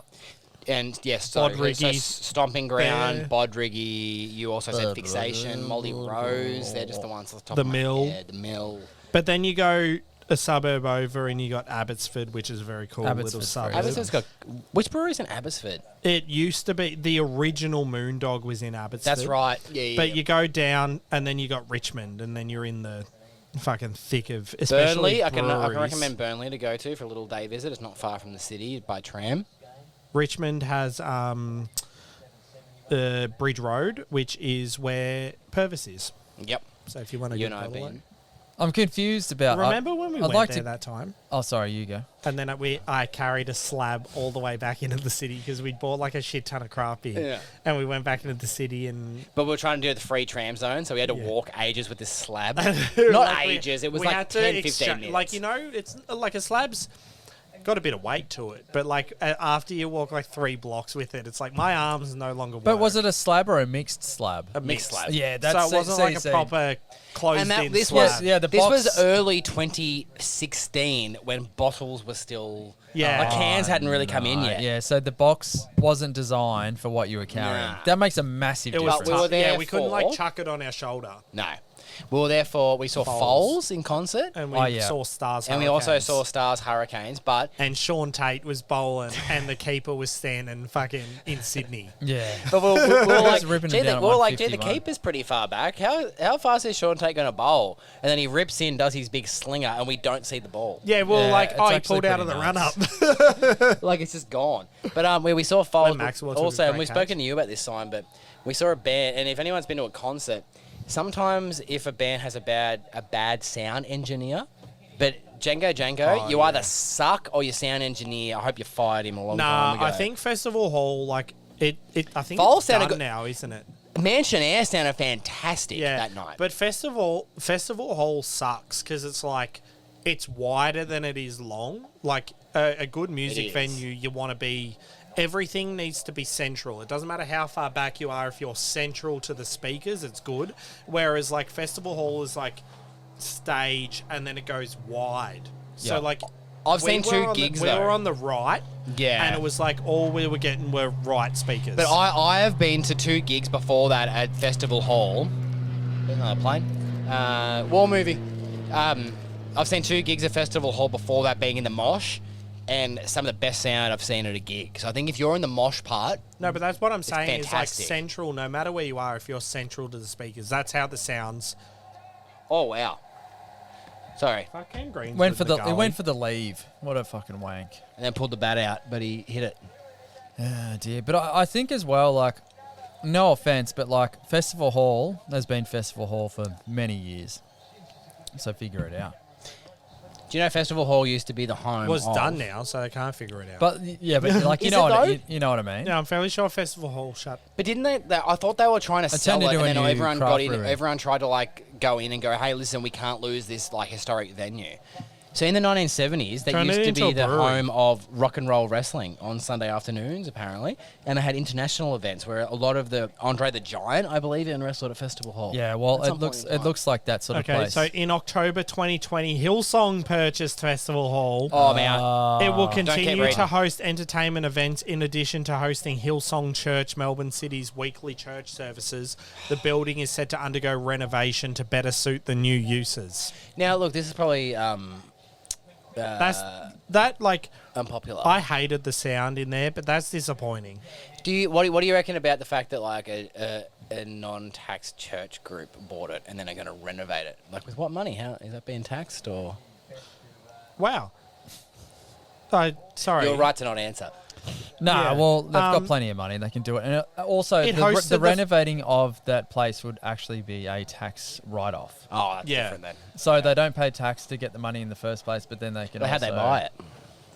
They have enough money to buy Oh, it. no, they would buy it because... actually, it wouldn't be a tax write-off because they don't pay tax. Interesting. Not During sure. the Great Look into it. Depression, unemployed men seeking work would gather at Festival Hall to be picked for dock work. Also, it was the home of the first indoor tennis exhibition featuring John McEnroe. Oh, wow. Are you just smiling because of docking? Do you know what, You realise what Gratzy was doing? No. do you know what docking is? Yes. Yeah, anyway, we'll keep going. Oh, No, Cam I didn't Green. catch it. Oh, So no, I didn't- honest. Yeah, Didn't I love catch Cam it. Green. No, that's fair enough. Yeah, Like, how good. good? How old do you What- think that guy is, Simon? Because, I reckon he's about 15. He's a 6'6", 15-year-old. I think he's 21 or 22. Yeah, but when you're 3 for 5, you can be honest about taking a catch. Yeah. Oh, Oh, that's good on I him. want cricket to listen to tomorrow. Hit some runs, South Africa. No, Bring back Jacques Festival Callis. Hall events though. So I saw Parkway Drive there, and then Triple J filmed it for ABC TV, which is pretty cool. And then I saw A Day to Remember there, and their singer Jeremy McKinnon actually got in the big hamster ball, and went out into the crowd. So he used to do the hamster ball. So that's a Zorb. That's Zorb. Yeah, thing. and used to but it was just one big spherical thing that he could just run around in. So he used to run around on top, like crowd surf on a big hamster ball. which is After pretty Rage awesome. Against the Machine broke up, Festival Hall was their second headline show outside the US. That's insane. I've told you. I've told you. It's guys very, many times. very, very historic venue. And if you ever weed at the Festival Hall as well, you'd know about Like the toilets urinated? that, like you could be weeing in like 1969. Oh, okay. I was going to say you're out the front doing the gardening. Yeah. I'm weeding. You see, this one is a bindi. I almost wonder if I can get to the end of the podcast without going to wee. Oh no! Well, maybe we live on the podcast. Wow, the Beatles played at the venue during their 1964 world tour. Super historic. Ringo Starr rejoined the group after being hospitalized with tonsillitis. At that Yeah, they were show. trying to fucking get him out of the On band. t- I tell It you. was licking the urinal. Tenacious D played there in 2007. I'll be back in a jiffy. Juice WRLD's second last show and final headline show was there before he died. Oh, I didn't even know who. Oh, You know Juice WRLD. maybe. Did he have some sort of helmet thing? What's that Marshmallow Man? Some kind of helmet. That's Marshmallow Man. That's That's Marshmallow and Dead Mouse. Dead Mouse 5 and Marshmallow Man. Deadpool. Deadpool. Did he? Some kind of Juice. Well, I don't know. like Like he's like a fucking he had like a league player. daily juice thing on his head. This smells very good. I regret giving this away. Yeah, I can't believe he did. It's such a good beer. Nah. I was, yeah. Anyway, I was like, I reckon whoever gets it will really like it, so. I wish like copyright wasn't a thing. I just want to have some music playing. Yeah, I wish copyright wasn't a thing because I'd open a brewery and I'd call it Mountain Culture. And I'd make a mozza because I'd make really good beers. Yeah. And it would be like, yeah, we're from like the Blue Mountains, but Would we're you not. make the same beer, or would you Yeah. make like real dog turd beers? but No. they'd be called I just Mountain copied the Culture? beers exactly. How? Somehow. Not sure. I'd steal them. Shazam for beer. Yeah, Shazam for beer, and then turn that into a product. Yeah, but yeah, I wish it's the copy. Surely we can play their music. So I think That on one good, that one song that they yeah have. status quo. I think on Spotify you can actually play whatever you want, but on YouTube you get a strike. But it's weird the whole copyright thing because it's like Yeah, Hey. we got a strike for our intro song, which you wrote. yeah, well it's pretty. Did we actually? Yeah. That's pretty funny. Like we've got a member of the band who wrote our intro song, and we got copyright strike. Did that happen?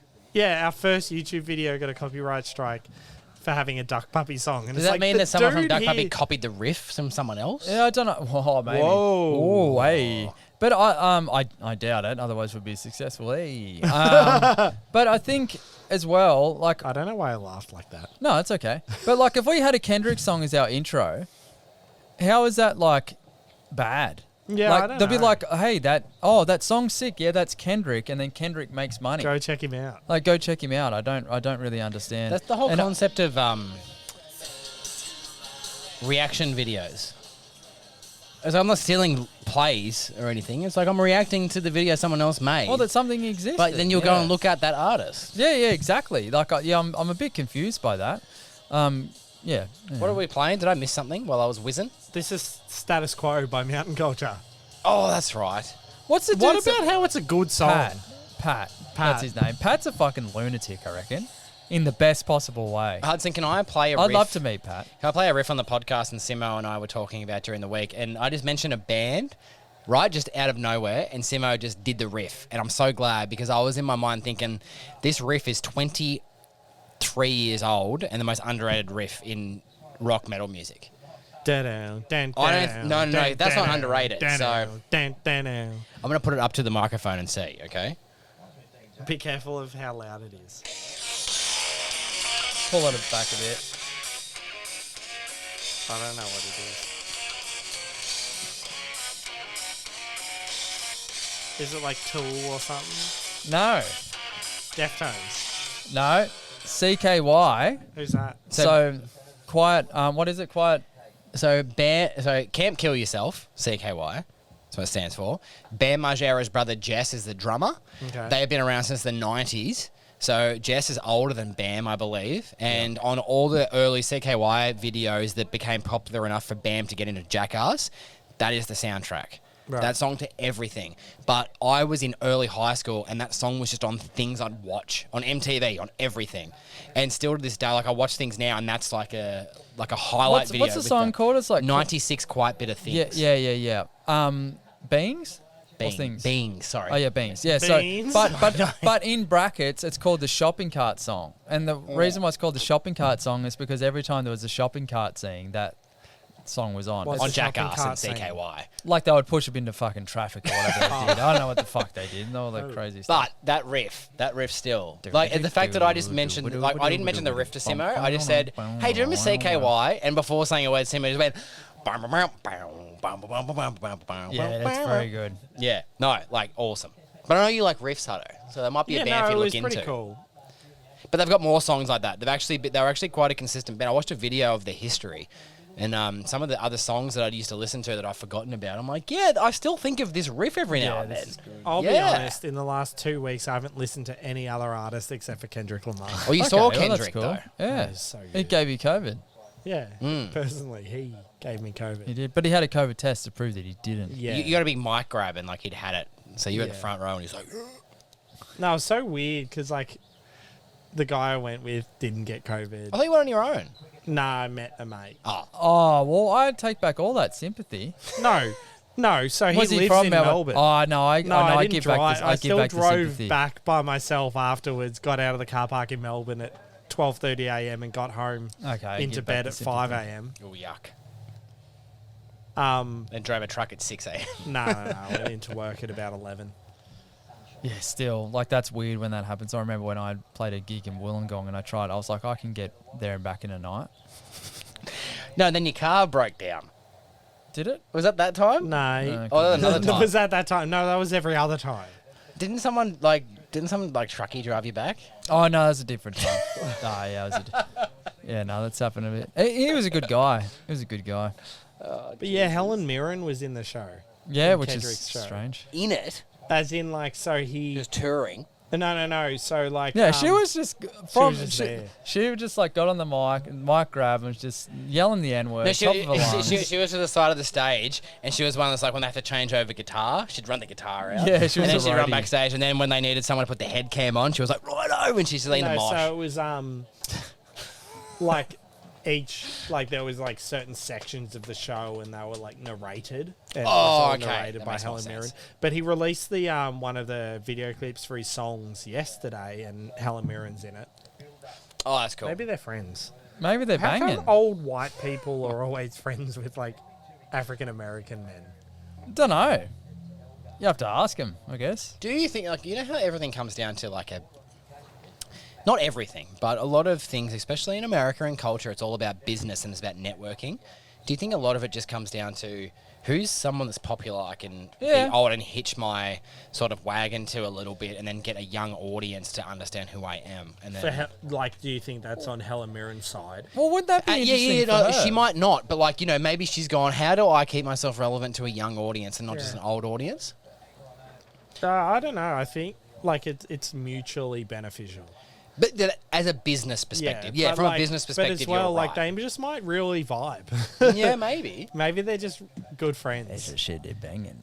Oh, okay. We've lost Simmo. That's okay. That's fine. I think about that stuff a lot. But I also I was surprised you wanted to go with the headphones. I also like. Not that would have been on mic. I've just said that to nothing.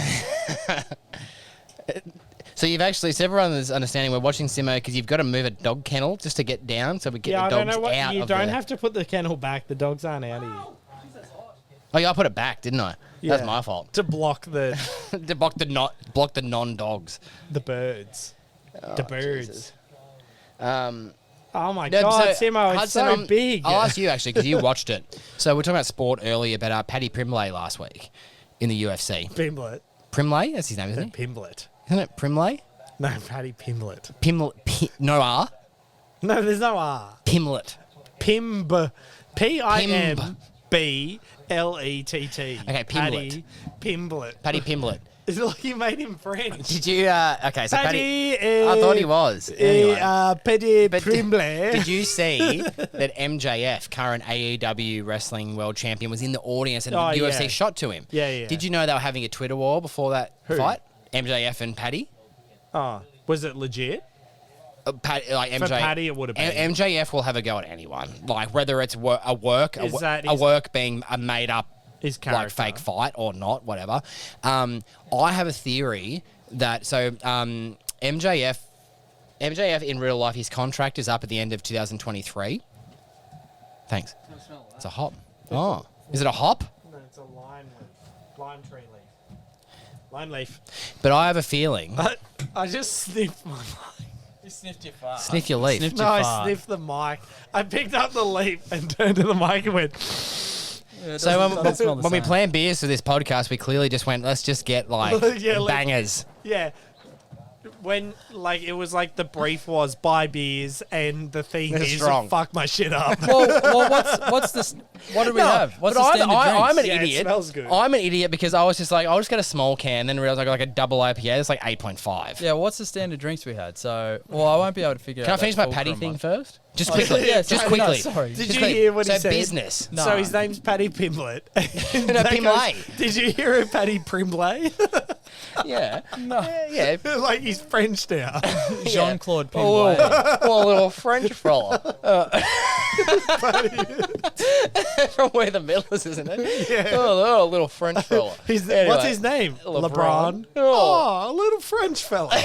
Anyway, so I reckon that MJF knows that Paddy's the most marketable star in UFC once Connor's done. Yeah. And MJF's the most marketable wrestling star in the world. I agree, in 2 years especially, will be in the world.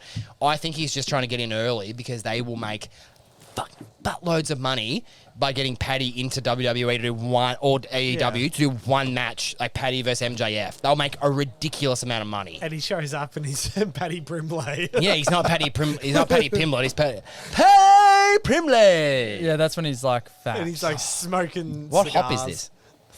How good does that smell? a leaf. So how many Anyone standard listening? drinks have you got in there, big dog?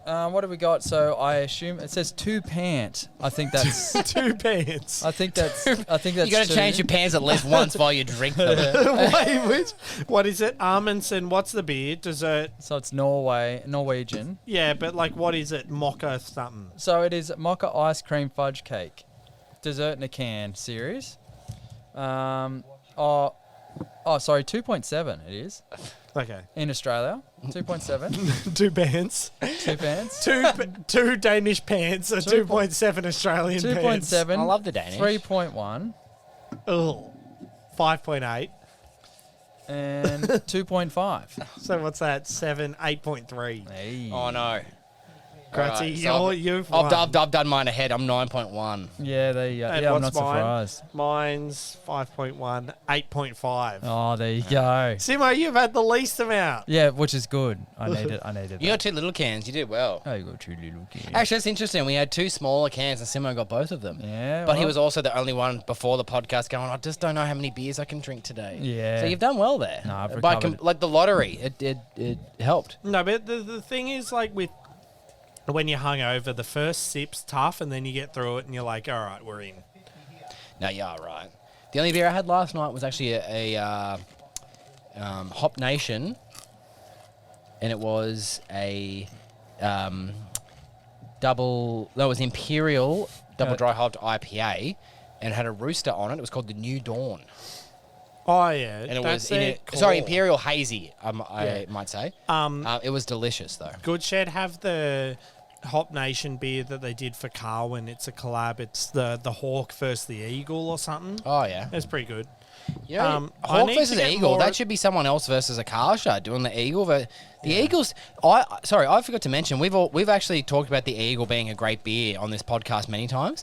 I was at Lane Cellars recently, and there was a guy who must be someone that comes in and talks to Chris, who manages Lane Cellars, pretty often about new beers that he's got. Yeah. And he was showing him all the bunch of stuff that he's got, and Chris was mentioning certain things, and he actually asked me for my opinion. Chris did about like the Eagle being a good beer. And I was like, yep, that's really good, blah, blah, blah. The guy ended up buying a 4-pack. He'd never had one before, bought a 4-pack. And I was like, mate, you are going to have so much fun with that 4-pack. Yeah. honestly. Yeah, die. one at a time. Yeah. One at a Have you time. seen all the... Oh, my goodness. Oh, my 4, God. 8, 12, 16, 20, 24, 28, 32. There's 36 different desserts in a can from Amundsen. Now, I thought I had the series of 3.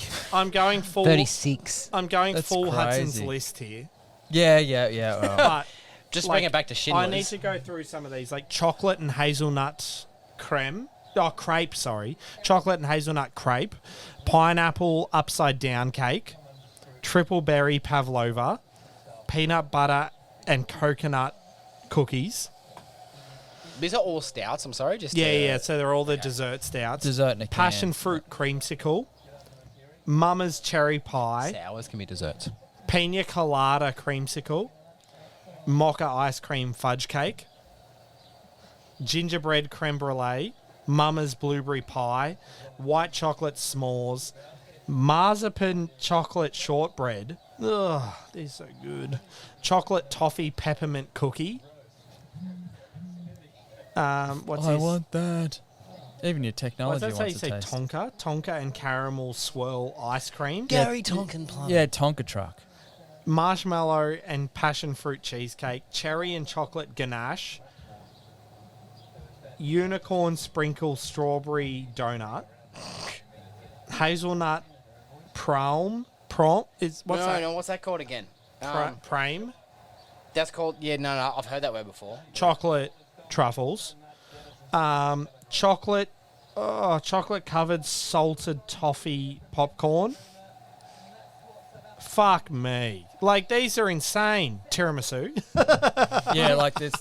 It's honestly so good. mate. Peanut butter carrot. Where's Woolies mud cake? Like, how many of them did I just... There's so many more. So Oh. someone I I don't need know. to buy all of these. I d- Salted caramel choc chip cookies. I don't know who it was, but someone did make it was a mud cake stout or something. They used Woolies mud cake. What? Like, pastry stouts, I believe, so stouts and whatever. So a pastry stout, by definition, I believe, is they use some of the actual ingredients in the stout. That's what makes it a pastry stout. I thought it was something to do with it was sweet. But say it's a mud cake pastry stout, it's like, okay, it was just a mud cake stout. They just used hop profiles and malts and that sort of thing. But I think the pastry stout is they've actually used ingredients Okay. Yeah, right. of that actual thing. I believe. Please look it up. I think that's what I I've got did. to I with couldn't it. find much. Okay. For anyone that was interested in the It was the old we went to a bar that was like around the corner and near the place that we went to, but I don't know what it's called. Oh yeah, I went through that. The champ. But anyone interested in the leaf thing? I keep touching my eye and it keeps weeping. So like something's happened with that What? leaf. It's citrus. Sorry, this. The leaf that you brought back. Yeah, it's citrus. It's a lime. So if you don't crush it, so if it's a normal leaf, it's fine. But if you crush it, it's got like the citrus properties in it. That's how you Yeah. tell if you're going through and they haven't fruited yet. That's how you tell what plants it is. that makes You sense. crush the leaf and you can Oh, smell all it. I want a is beer these leaf. dessert But cans. yeah, sorry about that. It's funny. Neapolitan ice cream. Yeah. What if I make my own beer right now and just drop this in the end of my hazy tipper? Yeah, well, I don't know. You may as well do it. May as well. Well, I'll give you more We're citra. experimenting. Yeah, more I citra. can get you a whole lime. Smell it. I bet it smells great.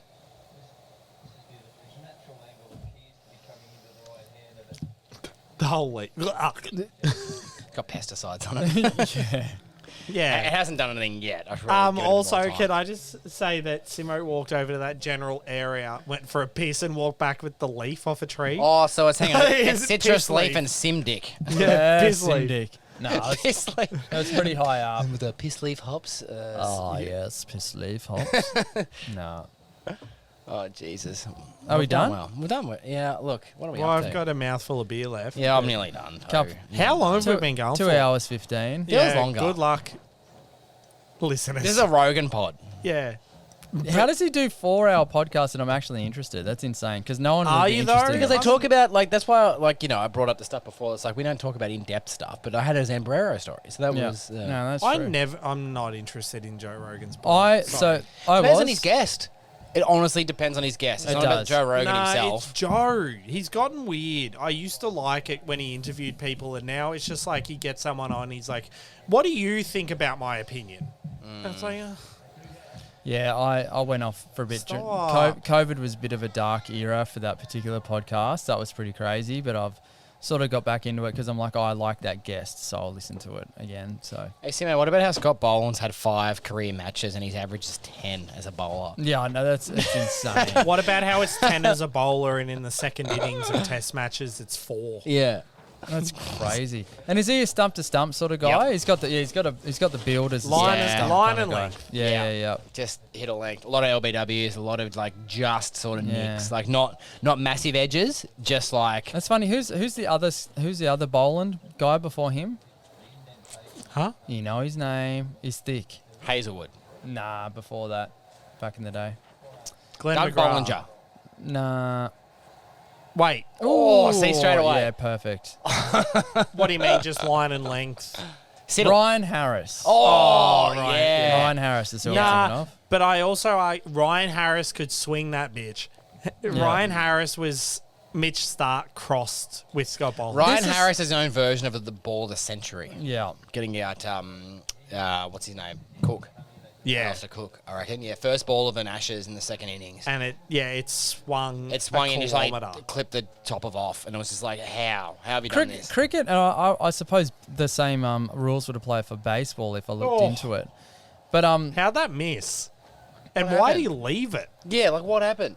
That well, miss you off. thought it was going to nip the Well, other that way. miss off stump by about a mil. It's funny, being a really good pitcher and being a really good bowler, I imagine the same thing. If you can put it, like, it's weird you would think, oh, variety is the way to go. If you put it in exactly the same spot and it, on a natural Oh, he's hit, surface that's why. and it tickles like one way or the other, like it makes so much of a difference. But it's like like you said with pitcher, like in baseball, if you can paint, like they call it, paint the corners. Like Yeah. say you've got your strike zone and it's like that. If you can put it in the corner, it doesn't matter how fast or what variation you put it, a batter will take the pitch. Like they won't swing at that because they're like, it's missing the strike zone. Like you want to paint the corners. Oh, I see what you're saying because I think they'll leave it because it might be a ball. Yeah. Yeah. Also, he only just debuted a year ago. Yep. He would be the second oldest member Yeah, what- of this podcast. He's 33. Yeah, there you go. Good on him for keeping What at about it. when he debuted and then What's in the his second day innings job? against Took 6 for England, he 7. took 6 for 7 at the G. What's his day job? You tradie or something? Or? Well, I don't know if he was getting paid by Cricket Victoria to be a great state bowler. Oh, okay. Yeah. Fair. But, you know what I mean? It's probably He's Yeah. one of the at that level. best Sheffield Shield bowlers. Yeah. He's the most for a consistent. long time. Yeah, there's guys that have nice. come in and just got a bunch of wickets real quick, and then Joe Richardson and Michael Neser and got straight in the squad. Whereas Boland's been consistent, and last year there was Boland at Stars, and I was like, this guy kind of sucks. I have Because to line and length doesn't get you anywhere in T20. This is going to be awkward. So we're playing South Africa. What happened to Windies? I thought the Windies were playing the Boxing Day Test this year. Yeah, they no, played we the only first two played the tests. first two against the Windies, They and played then it was 3 and then against South South Africa. They don't normally do that. Do they?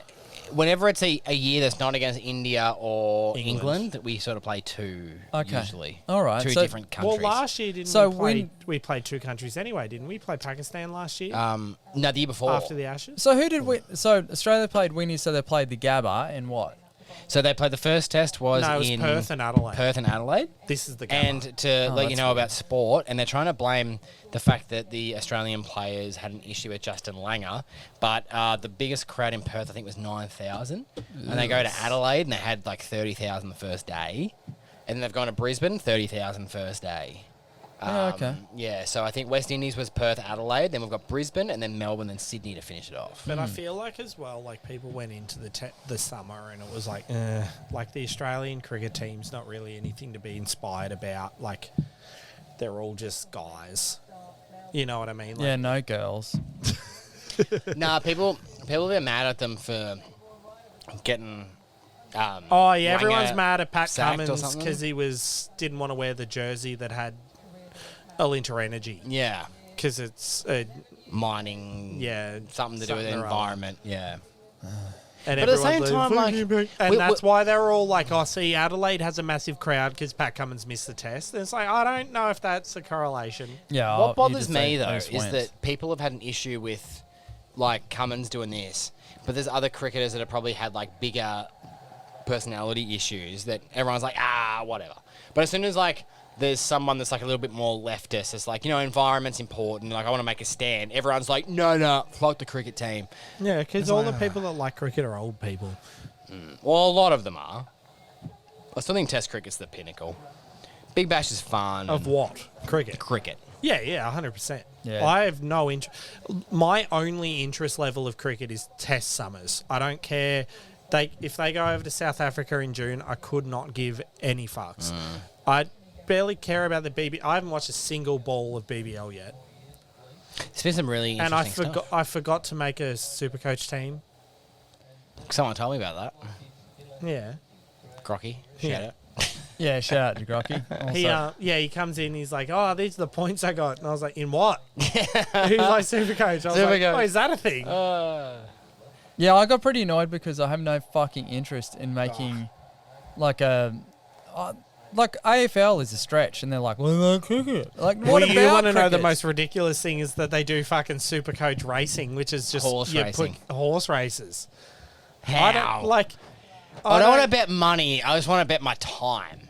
Yeah, but I don't get it. It's like, hey, then you got to keep up with Damo's horse at what race he's running in and stuff. Like, I'd prefer to do Supercoach for like people that trip over at the supermarket. You know, like dumb weird shit. Like I'm not interested. In that. Grocery Like- shopping. Yeah. the three of us stand out the front of the supermarket, and Gratzy's like, "Yeah, I want them. They're going to spend the most." Yeah, exactly. That family. They're definitely getting a loaf of bread, but they're also getting a 12-pack of eggs at the same time. And they're definitely getting ice cream. That's on at a least stick, a- though. On a that's stick. at least 100 Or points. it's like, okay, hang on. That's a ton. Let's have a look I'll at that. captain them. They're definitely filling their trolley with like 2-liter Dare Ice coffees and like a like 2 litre. and they know to go to the front desk to ask for that carton of Pepsi Max. What do you reckon? Oh, imagine what a 2-litre Dare Ice coffee would do to your insides. Oh, Speaking dude. of. Yeah. Anyway, let's say I used to work at a supermarket many years ago, Yeah, I and know. people would just get like Can 6. they make 2 litres of Dare Ice coffee? I don't think it's because I'm fucking right, but yeah, they do make 2-liter. Like, I think it might have been Move even, but like there is so much sugar. Like if you went and drank milk straight out of a cow's teat, and you're like, well, I like Move, I'll drink this. You'd be like, what? What is this? What is this shit? But like the thing is, like with iced coffees as well, like with Dare, it's not even coffee. What's the benefit of Dare Ice coffee? Oh, the Taste. Like there's taste. some caffeine Fun in it, but it's like it's basically just Jesus. it's Nesquik. It's so good. St Kilda. St Kilda had it as their like jumper sponsor. Yeah, but it was also It's gone slightly now. off center. It's gone now. How many? Yeah, like you go into a Like, sports store and see a St Kilda jersey, and the Dare Ice Coffee logo that's meant to be in the middle was off to the left. Like someone had too much Dare Ice coffee and tried to put this in the right spot. put it on. Shaken. I know I drink a lot of beer, but I'll tell you what, I feel that if I drank a lot of Dare Ice coffee, I'm going to get to my demise a lot quicker. Yeah, Yeah, I think you're right. Dark. but also I when I went to Kendrick, I didn't have beer that night, obviously, because then I drove back to Melbourne. Drove back from Melbourne. Where was the venue, sorry? Rod Laver. Oh, okay. And then I drove straight back to Albury, and I didn't have a beer that night, and then I got COVID. So you should have had a beer. I think COVID is defeated by alcohol.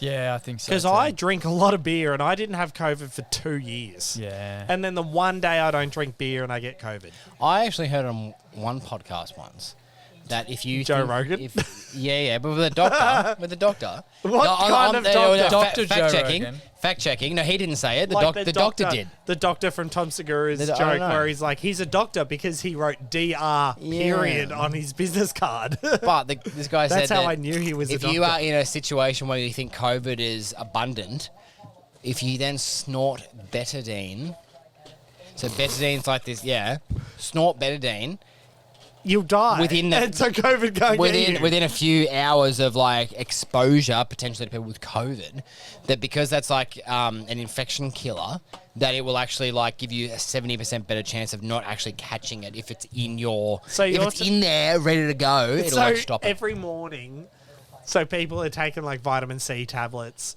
Like every Snorting morning, betadine. snort a bunch of betadine Yeah. and you'll never get COVID. Yeah, if you also jump off a tall building, you won't catch it on the way down. That's what I'm saying is like, you snort a bunch of betadine. If you're dead, you can't get COVID. Yeah, I'll message this to That's Joe a and be like, fact. hey, listen, we're like, you know, we're equal podcasting listenership. We get so, it. Like, yeah, We get it, we're man. with you. Yeah, we get I didn't say I. Yeah. We also have Yeah, a we very had a great time today. lucrative Spotify If deal. you've listened this far, oh my god, we're sending you like a bunch of beers. Yeah, let me know if you have listened this far, and we will send you a 6-pack of beer. Yeah, we need like a keyword. Like if you message the Instagram with the keyword, Dodecahedron. we'll send you a 4-pack of Dodecahedron citrus leaf. of beers from the pod. Yeah, 100%. Dodecahedron. Send that into the Border Barrels socials, and you might find yourself a 4-pack of beer. Nine pack. And 1 or 2 lime leaves that may or may not have been pissed on by Simmo. We're unsure.